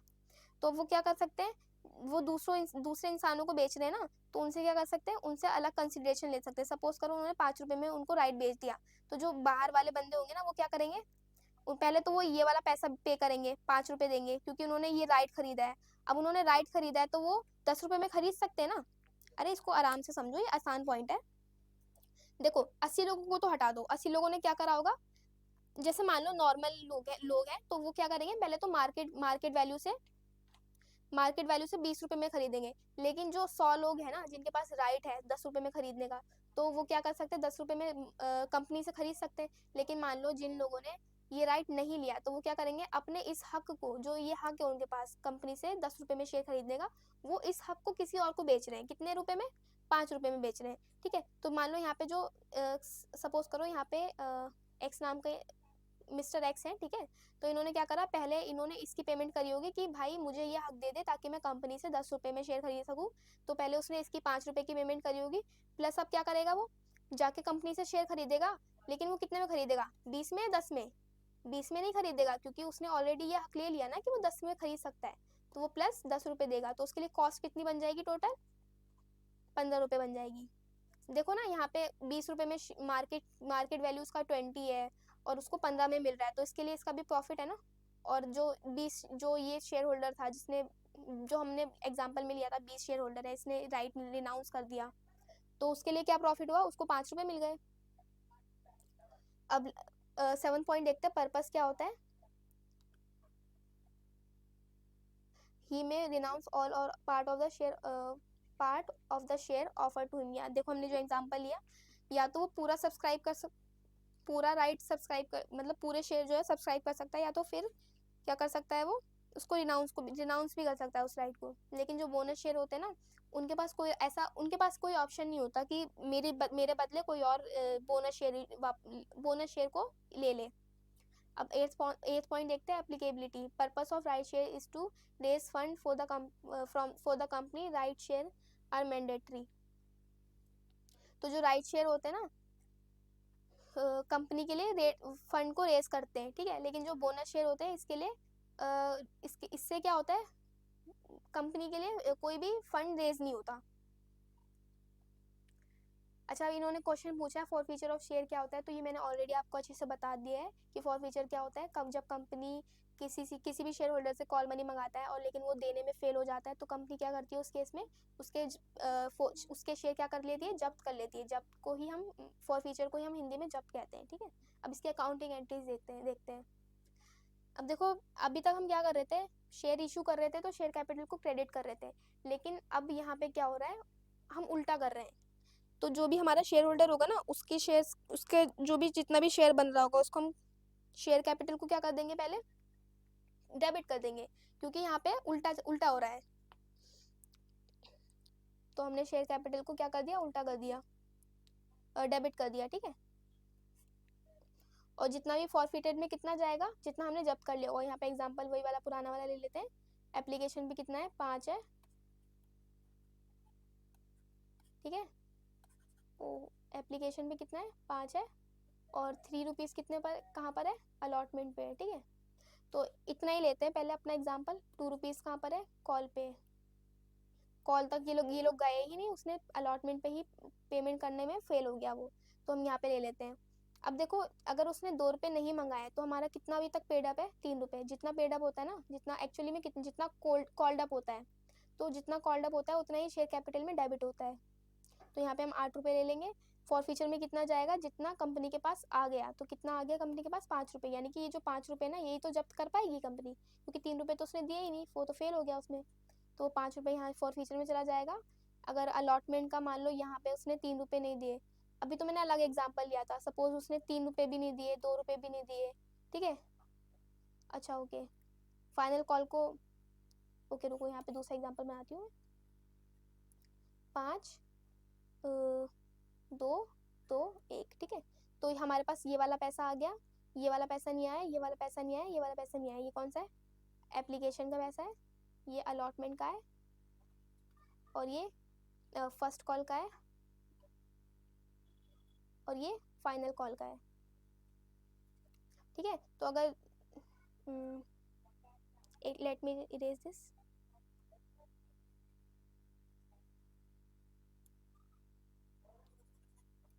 हमें दूसरा अमाउंट लेना पड़ेगा ना यहाँ पे।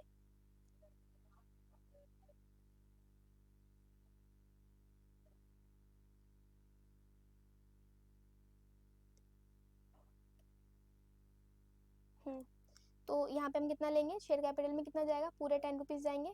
हमारे पास फॉर फ्यूचर में कितना जाएगा, जितना कंपनी के पास आ गया, यानी कि वो जितना जब्त करेगी। 5 यहाँ चला जाएगा। अलॉटमेंट कितना था, 2 था, ये इसको मिला नहीं। और फर्स्ट कॉल पे 2 था, इसको भी ये नहीं मिला। और फाइनल कॉल में 1 रुपये था। अब देखो यहाँ पे क्या है, अब पहले केस में हमने अलग अलग अमाउंट अकाउंट खोले थे। ये तो अलॉटमेंट का खोल दिया था, फर्स्ट कॉल और फाइनल कॉल का खोल दिया था।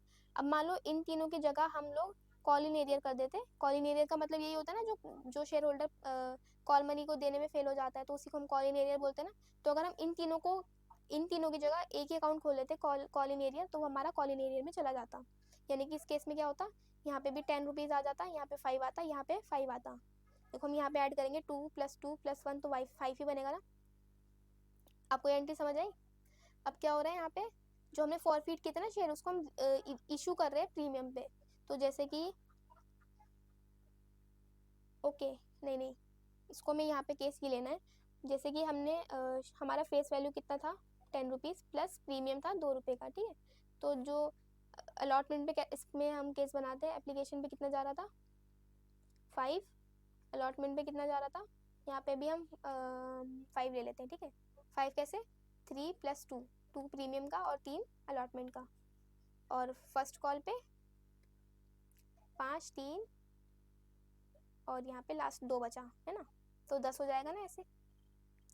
तो क्या करेंगे हम, अगर मान लो उसने अलॉटमेंट पे ही पैसे नहीं दिए, तो उसने यहाँ पे शेयर प्रीमियम का पैसा नहीं दिया होगा ना, इस वजह से हम यहाँ पे शेयर प्रीमियम अकाउंट को क्या कर देंगे, डेबिट कर देंगे। और यहाँ पे कितना अमाउंट चला जाएगा, 10, यहाँ पे 2, ठीक है। फॉर फ्यूचर में कितना जाएगा, 5, ठीक है। और क्या रह गया,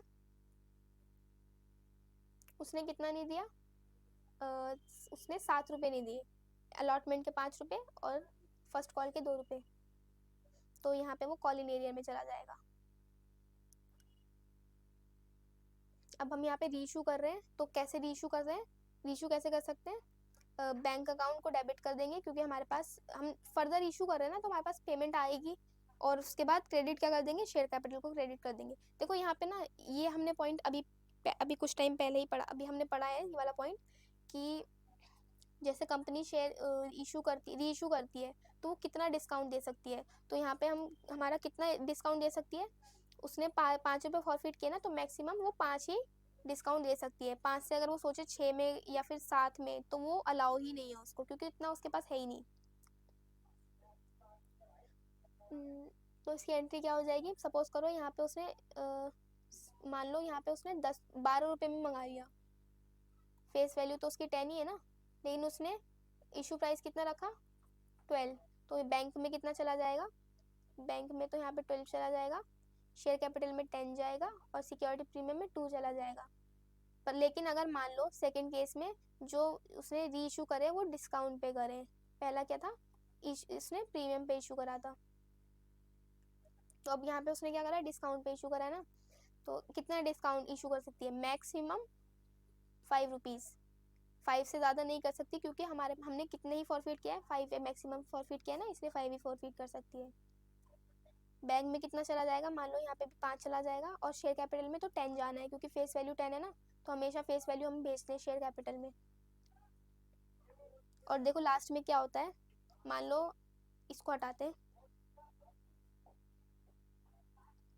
हट जाओ हट जाओ हट जाओ,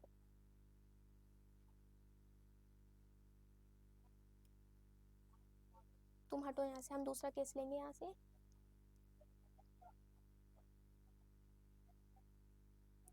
अब सपोज करो हमने इशू कर दिया 6 रुपये में, ठीक है, तो हम यहाँ पे 6 रुपये, हमारे पास 6 रुपये आ जाएगा। मैक्सिमम डिस्काउंट हम कितने में देंगे, कितना दे सकते हैं, 5 दे सकते हैं, लेकिन हमने कितना डिस्काउंट दिया है, 4 रुपये का डिस्काउंट दिया है, ठीक है। तो बैंक में शेयर कैपिटल में कितना जाएगा, 10 रुपीज़। अब देखो फॉर फीचर में हमारे पास कितना पड़ा था, फॉर फीचर में कितना पड़ा था हमारे पास, 5 रुपीज़ पड़ा था ना, हमने डिस्काउंट कितने का दे दिया, 4 रुपये का दे दिया। तो हमारे पास अभी कितना बचा है, बैलेंस कितना बचा है, 1 रुपये बचा है ना।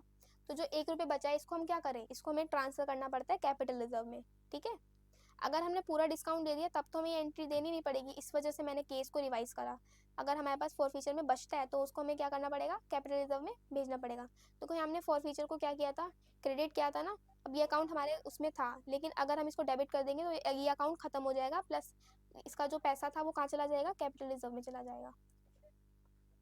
अब बेटा आप लोगों का ये लास्ट कॉन्सेप्ट रहता है, और ये नॉर्मल सा कॉन्सेप्ट है, एक्चुअली में बहुत इजी कॉन्सेप्ट है, ये थ्योरेटिकल कॉन्सेप्ट है। मैं आपको बताती हूँ ये क्वेश्चन क्या पूछ रहे हैं, हमें बताना है कि बुक बिल्डिंग क्या होता है। तो देखो जब कंपनी, अभी हमने क्या पढ़ा, हमने इस शेयर के बारे में पढ़ा, हमने पढ़ा कि कंपनी किस तरीके से फंड रेज करती है, किसके थ्रू, शेयर के थ्रू फ्रॉम द पब्लिक, ठीक है।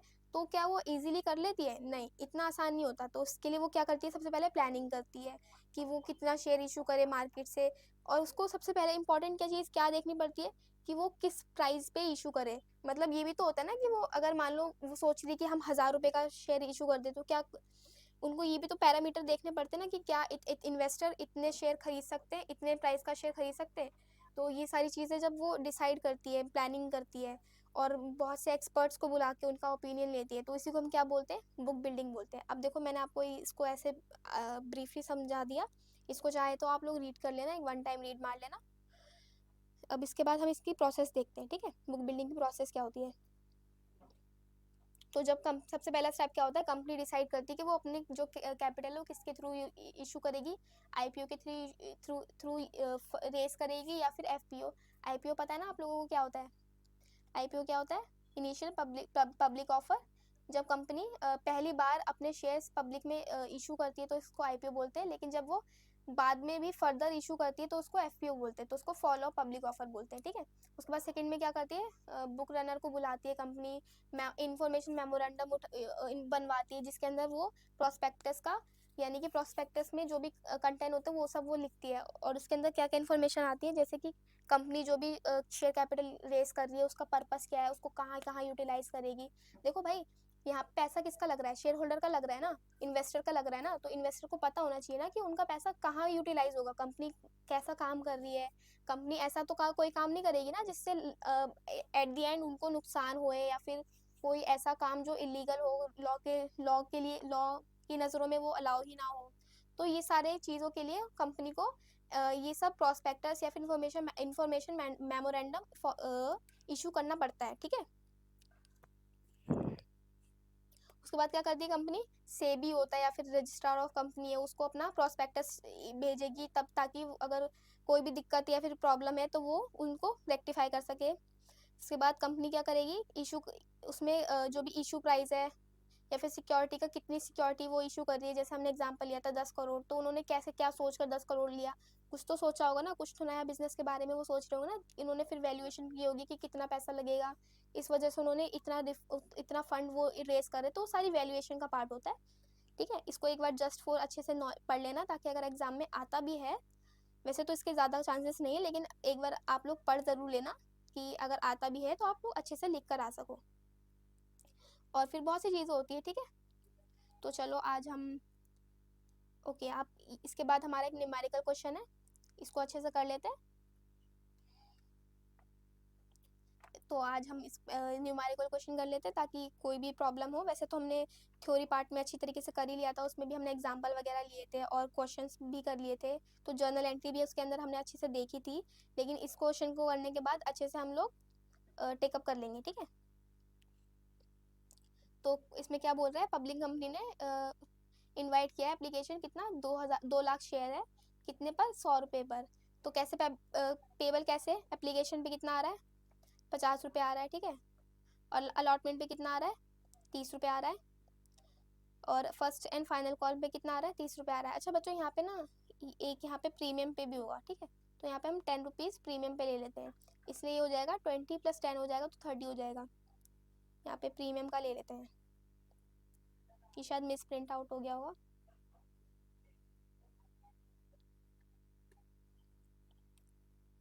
और एप्लीकेशन देखो हमें क्या कितने की मिली है, ये तो हम पब्लिक ने इशू किया था, ये वाला पब्लिक ने हमने हमारी कंपनी ने पब्लिक इशू किया था। लेकिन हमारे पास कितने एप्लीकेशन आ गए, 2.5 लाख शेयर्स की एप्लीकेशन रिसीव हो गई। अच्छा बताओ ये कौन सा केस है, हमने थ्योरी पार्ट में पढ़ा था ना, तो ये कौन सा केस है, ये ओवर सब्सक्रिप्शन वाला केस है। कंपनी ने 2 लाख शेयर इशू करे, लेकिन यहाँ पे 2.5 लाख शेयर की एप्लीकेशन मिल गई, तो ये कौन सा केस हो गया, ओवर सब्सक्रिप्शन वाला केस हो गया। तो यहाँ पे देखो यहाँ पे 3 पॉइंट्स दे रखे ना, कंपनी ने क्या करा है, जो एक्स्ट्रा, देखो एक्स्ट्रा कितना है यहाँ पे, मैं ये साइड में लिखती हूँ,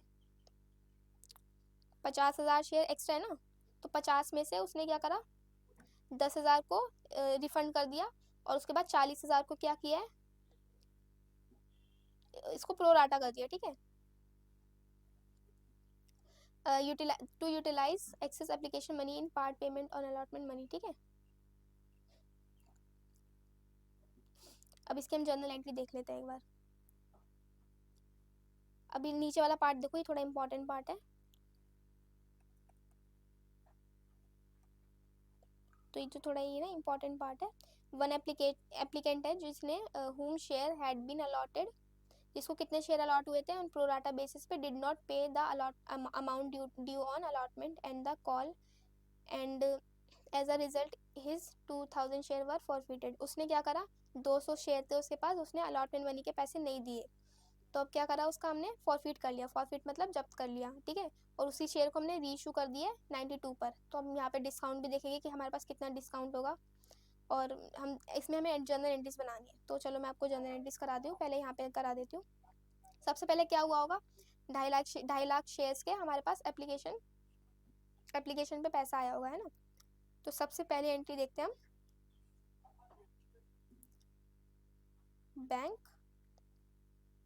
bank debit to share application. मैं ना अमाउंट यहाँ पे साइड में लिख देती हूँ, 2.5 लाख, ठीक है। इसमें कितने रुपए आए होंगे, हमारे पास कितने आने थे, 50 आने थे ना, तो यहाँ पे 50 से इंटू करेंगे, कितना आ जाएगा,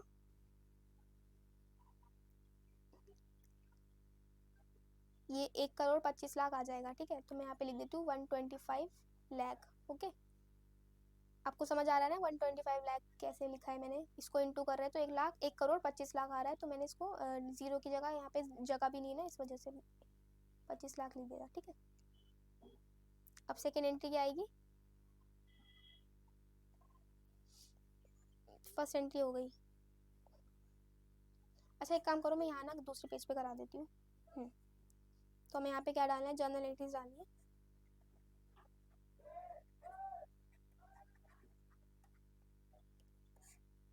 तो सबसे पहले हमारे पास एप्लीकेशन आई है कितने की, 2.5 लाख शेयर की आई है ना, 50 रुपये पे, तो हम उसकी डालेंगे।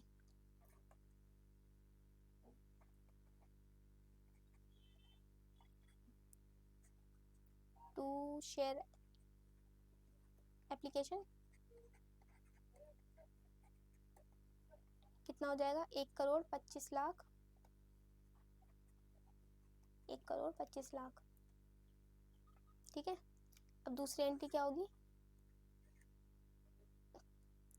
ये हमारे पास पेमेंट रिसीव हो गई। अब हम शेयर एप्लीकेशन को शेयर कैपिटल में ले जाते थे ना, याद है, शेयर एप्लीकेशन टू सबसे पहले हम उसको शेयर कैपिटल में ले जाते हैं, उसके बाद जो भी एक्सेस पैसा होगा ना उसको हम देखेंगे कि क्या क्या करना है, फिर आपको क्लैरिटी मिल जाएगी। देखो शेयर कैपिटल में हम फेस वैल्यू ले जाते हैं हमेशा, तो 2 लाख था ना, 2 लाख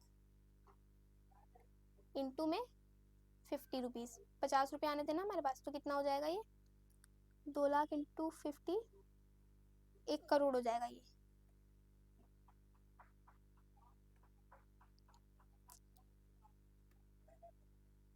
और यहाँ पे कितना है 1 करोड़ 25 लाख है।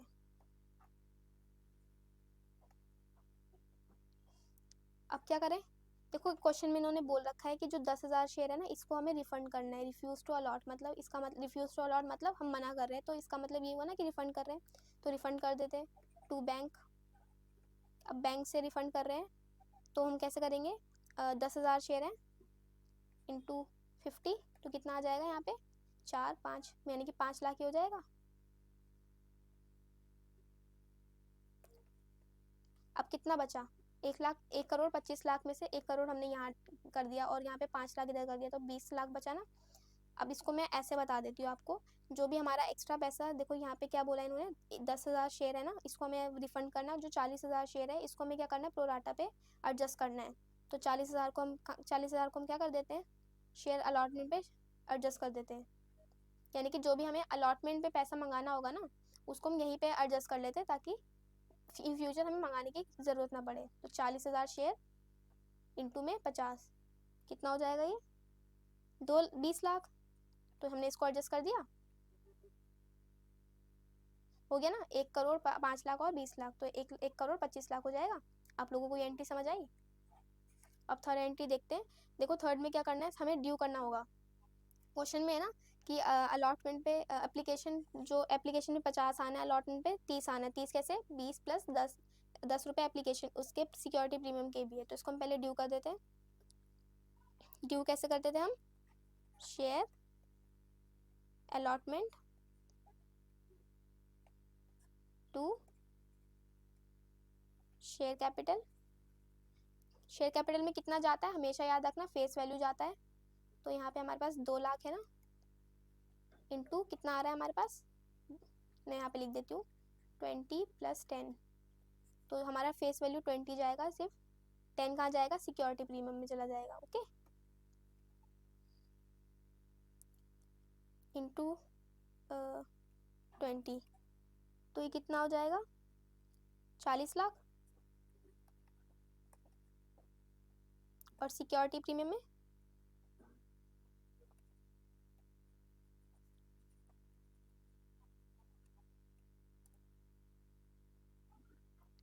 हाँ यहाँ पे 2 लाख है ना, 2 लाख लिख देती हूँ, 2L मतलब 2 लाख इंटू में 10, तो कितना हो जाएगा 20 लाख। अब यहाँ पे कितना चला जाएगा, 2 लाख शेयर है इंटू में 30, तो 60 चला जाएगा ना यहाँ पे। ओके, अब देखो यहाँ पे जो ये केस है ना इस पर ध्यान देना पड़ेगा, मैं आपको बोल रही थी ना ये थोड़ा इंपॉर्टेंट है। तो एक एप्लीकेंट है, तो इसने क्या करा है 200 शेयर पे इसने पैसे नहीं दिए अलॉटमेंट पे, तो अभी देखो हमारे पास इसके पैसे नहीं आएंगे। इन्होंने क्या बोला है कि एक एप्लीकेंट है जिसको 200 शेयर अलॉट हुए, यानी कि आप लोग ऐसे समझो कि जैसे 2 लाख शेयर है ना, हमने सिर्फ कितने शेयर को अलॉट किया है 2 लाख को, लेकिन हमारे पास एप्लीकेशन कितना आई है 2,50,000 के एप्लीकेंट आई है, यानी कि ये शेयर होल्डर को भी हमने अलॉट कितना किया है 200, लेकिन एप्लीकेंट इससे ज़्यादा का किया होगा ना। अब इसका ना रेशियो के हिसाब से देखते हैं, तो रेशियो क्या बन रहा है यहाँ पे, जैसे कि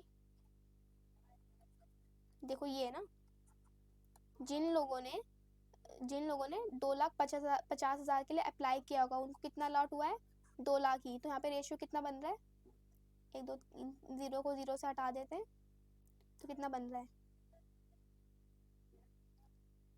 25:20, तो इसको और काट देते हैं 5:4, यानी कि जितने लोगों ने 5 शेयर के लिए अप्लाई किया होगा उनको सिर्फ 4 ही मिले होंगे। तो जो जैसे कि हमारा एक एप्लीकेंट है इसको सिर्फ 200 शेयर अलॉट हुए हैं, तो उसने कितने के लिए अप्लाई किया होगा बताओ, इसने अप्लाई किया होगा 250 के लिए, इनकी भी रेशियो बन रही ना 5:4, तो अगर जो हमारा एप्लीकेंट है, इसको हम ना एक नाम दे देते हैं, जो हमारा मिस्टर एक्स है ना, मिस्टर एक्स ने ना 250 के लिए अप्लाई किया होगा, तो उसको कितना अलॉट हुआ होगा, 200। देखो यहाँ पे लिखा है पूरी अच्छे तरीके से उन्होंने लिखा हुआ है कि जो हमारा एप्लीकेंट है ना, उसको सिर्फ 200 ही शेयर हमने अलॉट किए थे प्रोराटा बेसिस पे। तो अब यहाँ पे आप लोगों को केस समझना है, देखो मैं यहाँ पे समझाती हूँ। इसने क्या करा होगा, 250 पे 50 रुपये के हिसाब से इन्होंने पेमेंट करी होगी ना, तो कितना हुआ होगा, 12,050 500 12,500 की इसने पेमेंट करी होगी। लेकिन इसको एप्लीकेशन में देना कितना था, 200 शेयर के हिसाब से देना था ना, 10,000 ही देना था। तो इसने एक्सेस कितना दिया यहाँ पे, 2,500, यानी कि 2,500 उसने एक्स्ट्रा दिया। आपको ये समझ आया, 200 शेयर उसको अलॉट हुए ना, और उसने अप्लाई किए थे 2,250 उसने क्या करा था, अप्लाई किया था। तो इसने एक्सेस कितना दिया, एक्सेस हमने निकाल लिया, उसको सिर्फ 10,000 देना था, लेकिन उसने 12,500 का पैसा दे दिया। तो उसने एक्स्ट्रा कितना दिया, 2,500, ठीक है। अब देखो यहाँ पे अलॉटमेंट पे कितना ड्यू करना था, ये आपकी वर्किंग है बच्चों, इसके भी नंबर होते हैं। अलॉटमेंट में कितना ड्यू करना था, 200 इंटू 30, क्योंकि हमारी कॉल कितने की है, 30 रुपये की कॉल है ना, इसलिए 200 इंटू 30 करेंगे हम, कितना बनेगा, 6,000। अब देखो हमने ये वाली एंट्री देखो, यहाँ पे हमने अलॉटमेंट को एडजस्ट किया है ना शेयर अलॉटमेंट पे, तो हमने जो 20 लाख एडजस्ट किया है, तो इसमें से जो शेयर होल्डर है उसके भी तो एडजस्टेड पैसे होंगे। अब कितने एडजस्ट किए हमने, कहाँ चला गया?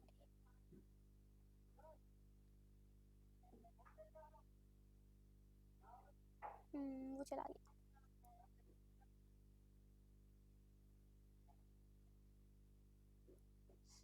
तो उसको भी तो हमने ये चलो यहाँ से चला गया, मैं दोबारा लिख देती हूँ।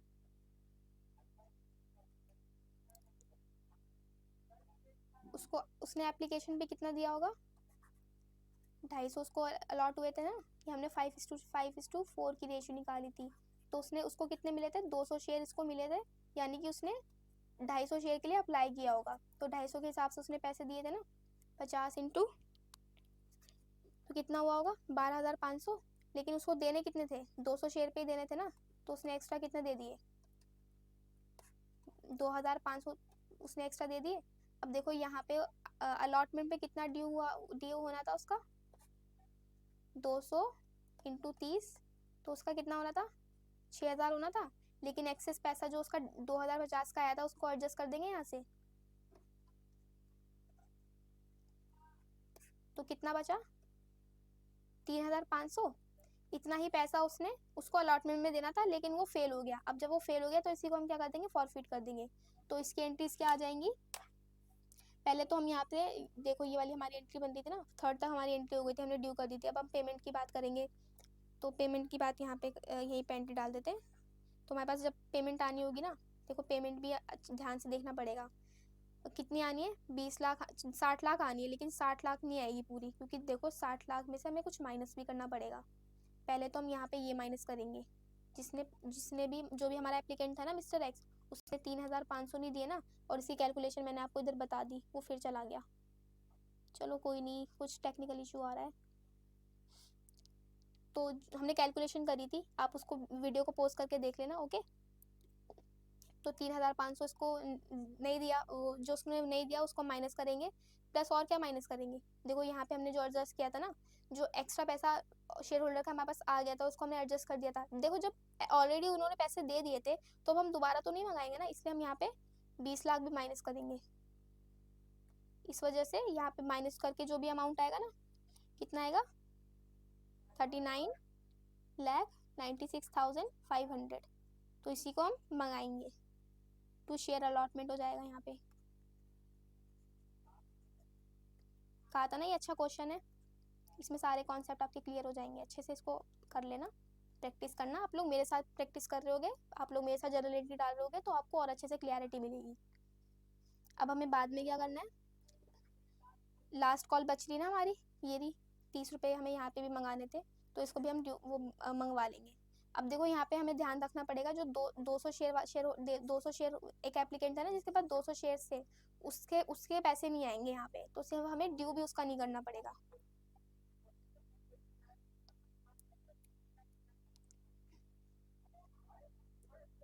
तो यहाँ पे एंट्री डालते हैं, ये 4 हो गई थी हमारी, 5वीं एंट्री आ जाएगी यहाँ पे। Share share final call, actually यहाँ पे हम फर्स्ट भी लिख सकते हैं, दोबारा लिख देती हूँ मैं, फर्स्ट एंड फाइनल कॉल कितने से हो जाएगी, 2 लाख इंटू में 30 रुपये, कितना आ जाएगा यहाँ पे, 60 लाख। टू शेयर कैपिटल,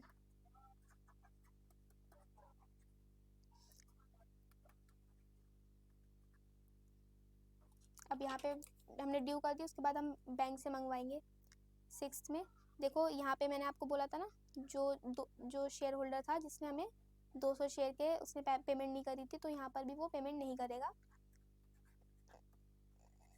यहाँ पे हम माइनस करके दिखाएंगे, 60 हमें मंगाना था ना, यहाँ पे हम माइनस करेंगे, 200 शेयर है ना, उसने 300 नहीं दिए, तो कितना हो जाएगा, 200 इंटू 30, 6000। 6000 हम यहाँ पे माइनस करके दिखा देंगे, कितना हो जाएगा, 59 lakh 94,000 to share first and final call.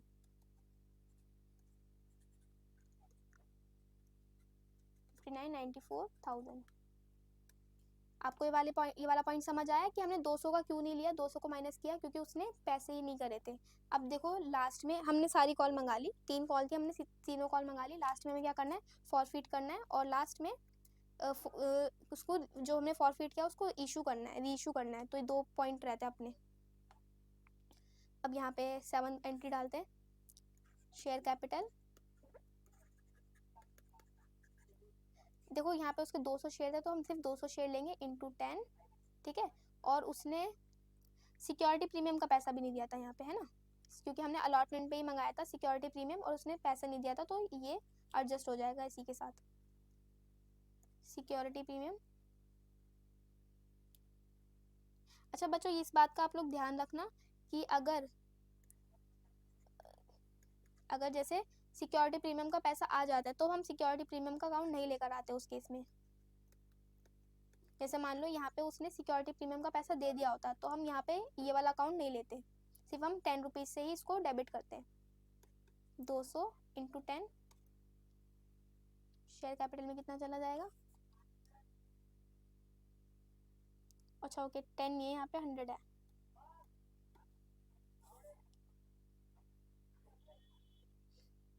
तो यहाँ पे 20,000 आ जाएगा, यहाँ पे भी 100 है, तो यहाँ पे 20,000 आ जाएगा।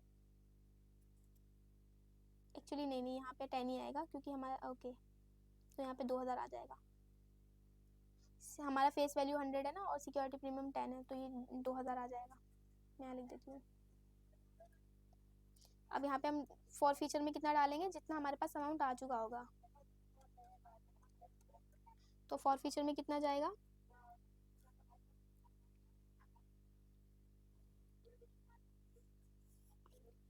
यहाँ पे इधर ध्यान देना, जो एप्लीकेंट था ना, फिर वो चला गया, कोई दिक्कत नहीं है, मैं लिख लेती हूँ फिर से। तो जो शेयर एप्लीकेंट था ना हमारे पास, उसने कितने दिए थे, उसने 50 दिए थे, तो उससे कितने पेमेंट आई थी, 12,500, इतना पेमेंट उसकी आ गई थी। आप लोग ये गलती मत करना, 200 इंटू 50 करोगे तो कितना आएगा, 10,000 आएगा।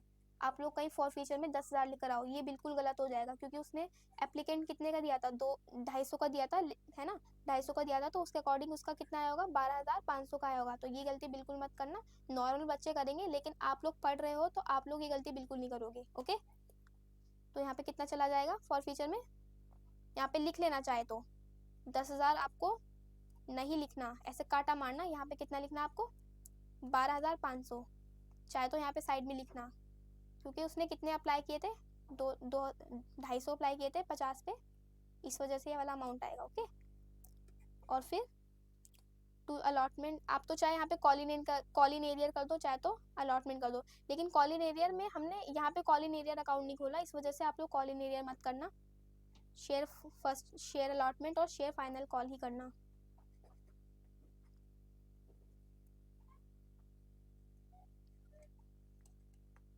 To share final first and final call, कितना था यहाँ पे 200,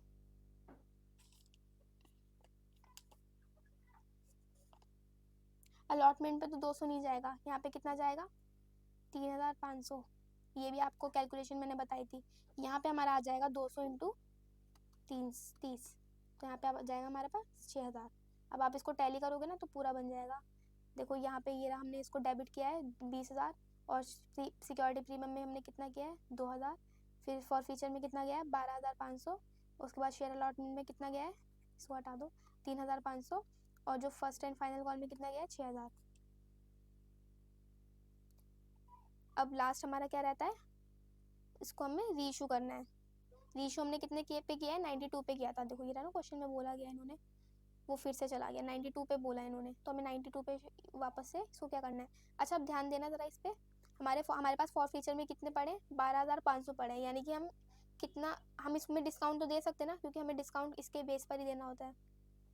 तो हमारी कौन सी एंट्री है, एंट्री नंबर 8 नंबर एंट्री हमें देखनी है।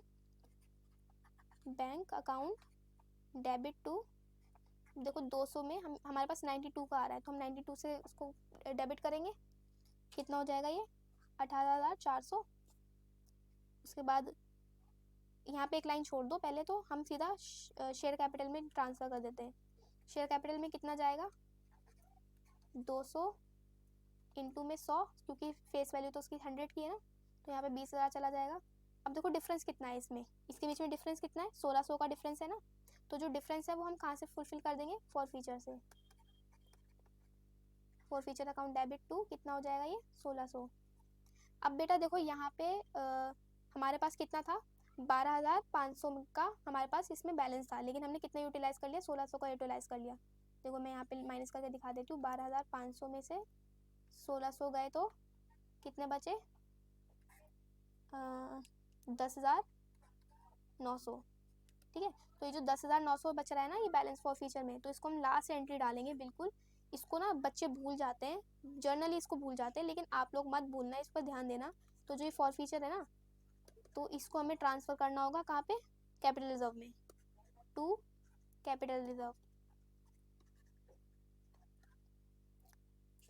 ओके, तो ये कितना चला जाएगा 10,900। तो इसी के साथ आप लोगों का ये चैप्टर कंप्लीट होता है फुल। हमने इसमें क्वेश्चन भी देखे, प्रैक्टिकल चीज़ भी पढ़ी है इसमें से। आपके एग्ज़ाम में मैंने जो आपको टॉपिक्स कराए हैं उसी में से आपके थ्योरेटिकल क्वेश्चन भी बनते हैं, और जो हमने ये क्वेश्चन किया है प्रैक्टिकल क्वेश्चन ये फुल फ्लैश था, इससे बाहर वो कुछ पूछ ही नहीं सकता। फॉर फीचर वाला पूछ लेगा, रीइशू वाला पूछ लेगा, या फिर इसके अलावा जैसे उसने पेमेंट नहीं करी तो वो कॉल इन एरिया में चला गया, हमने अकाउंट नहीं खोला, लेकिन हम वहाँ पे अकाउंट भी खोल सकते हैं ईजिली। लेकिन वो तो हमारे डिस्क्रीट पे होता है, यानी कि हमारी मर्जी पर होता है कि हम उसको कैसे करना चाहते हैं कैसे नहीं। तो हमारा ये चैप्टर कंप्लीट होता है। आई होप आप लोगों को ये हेल्पफुल लगा हो, और अगर आप लोगों को अच्छा लगा हो तो आप ज़्यादा से ज़्यादा इस वीडियो को अपने दोस्तों के साथ शेयर करें, ताकि उनको पता लगे कि हम और भी क्लासेस यहाँ पर हम लेंगे। और इसके अलावा अभी तो हमने लेसन 1 कंप्लीट करा है, इसके अलावा हम और भी वीडियोज़ लेकर आएंगे जिसके अंदर हम जितना भी हमारा करिकुलम है, जितना भी हमारा सिलेबस है, उसमें से हम सारे चैप्टर्स टेकअप करेंगे अपने कॉर्पोरेट अकाउंटिंग का उसमें से। और प्लस उसमें हम साथ ही साथ क्या करेंगे प्रैक्टिकल क्वेश्चन भी करेंगे, और हमारा एग्ज़ाम के टाइम पे हम PYQs भी लेकर आएंगे। तो सपोर्ट करो और जुड़े रहो। Thank you so much.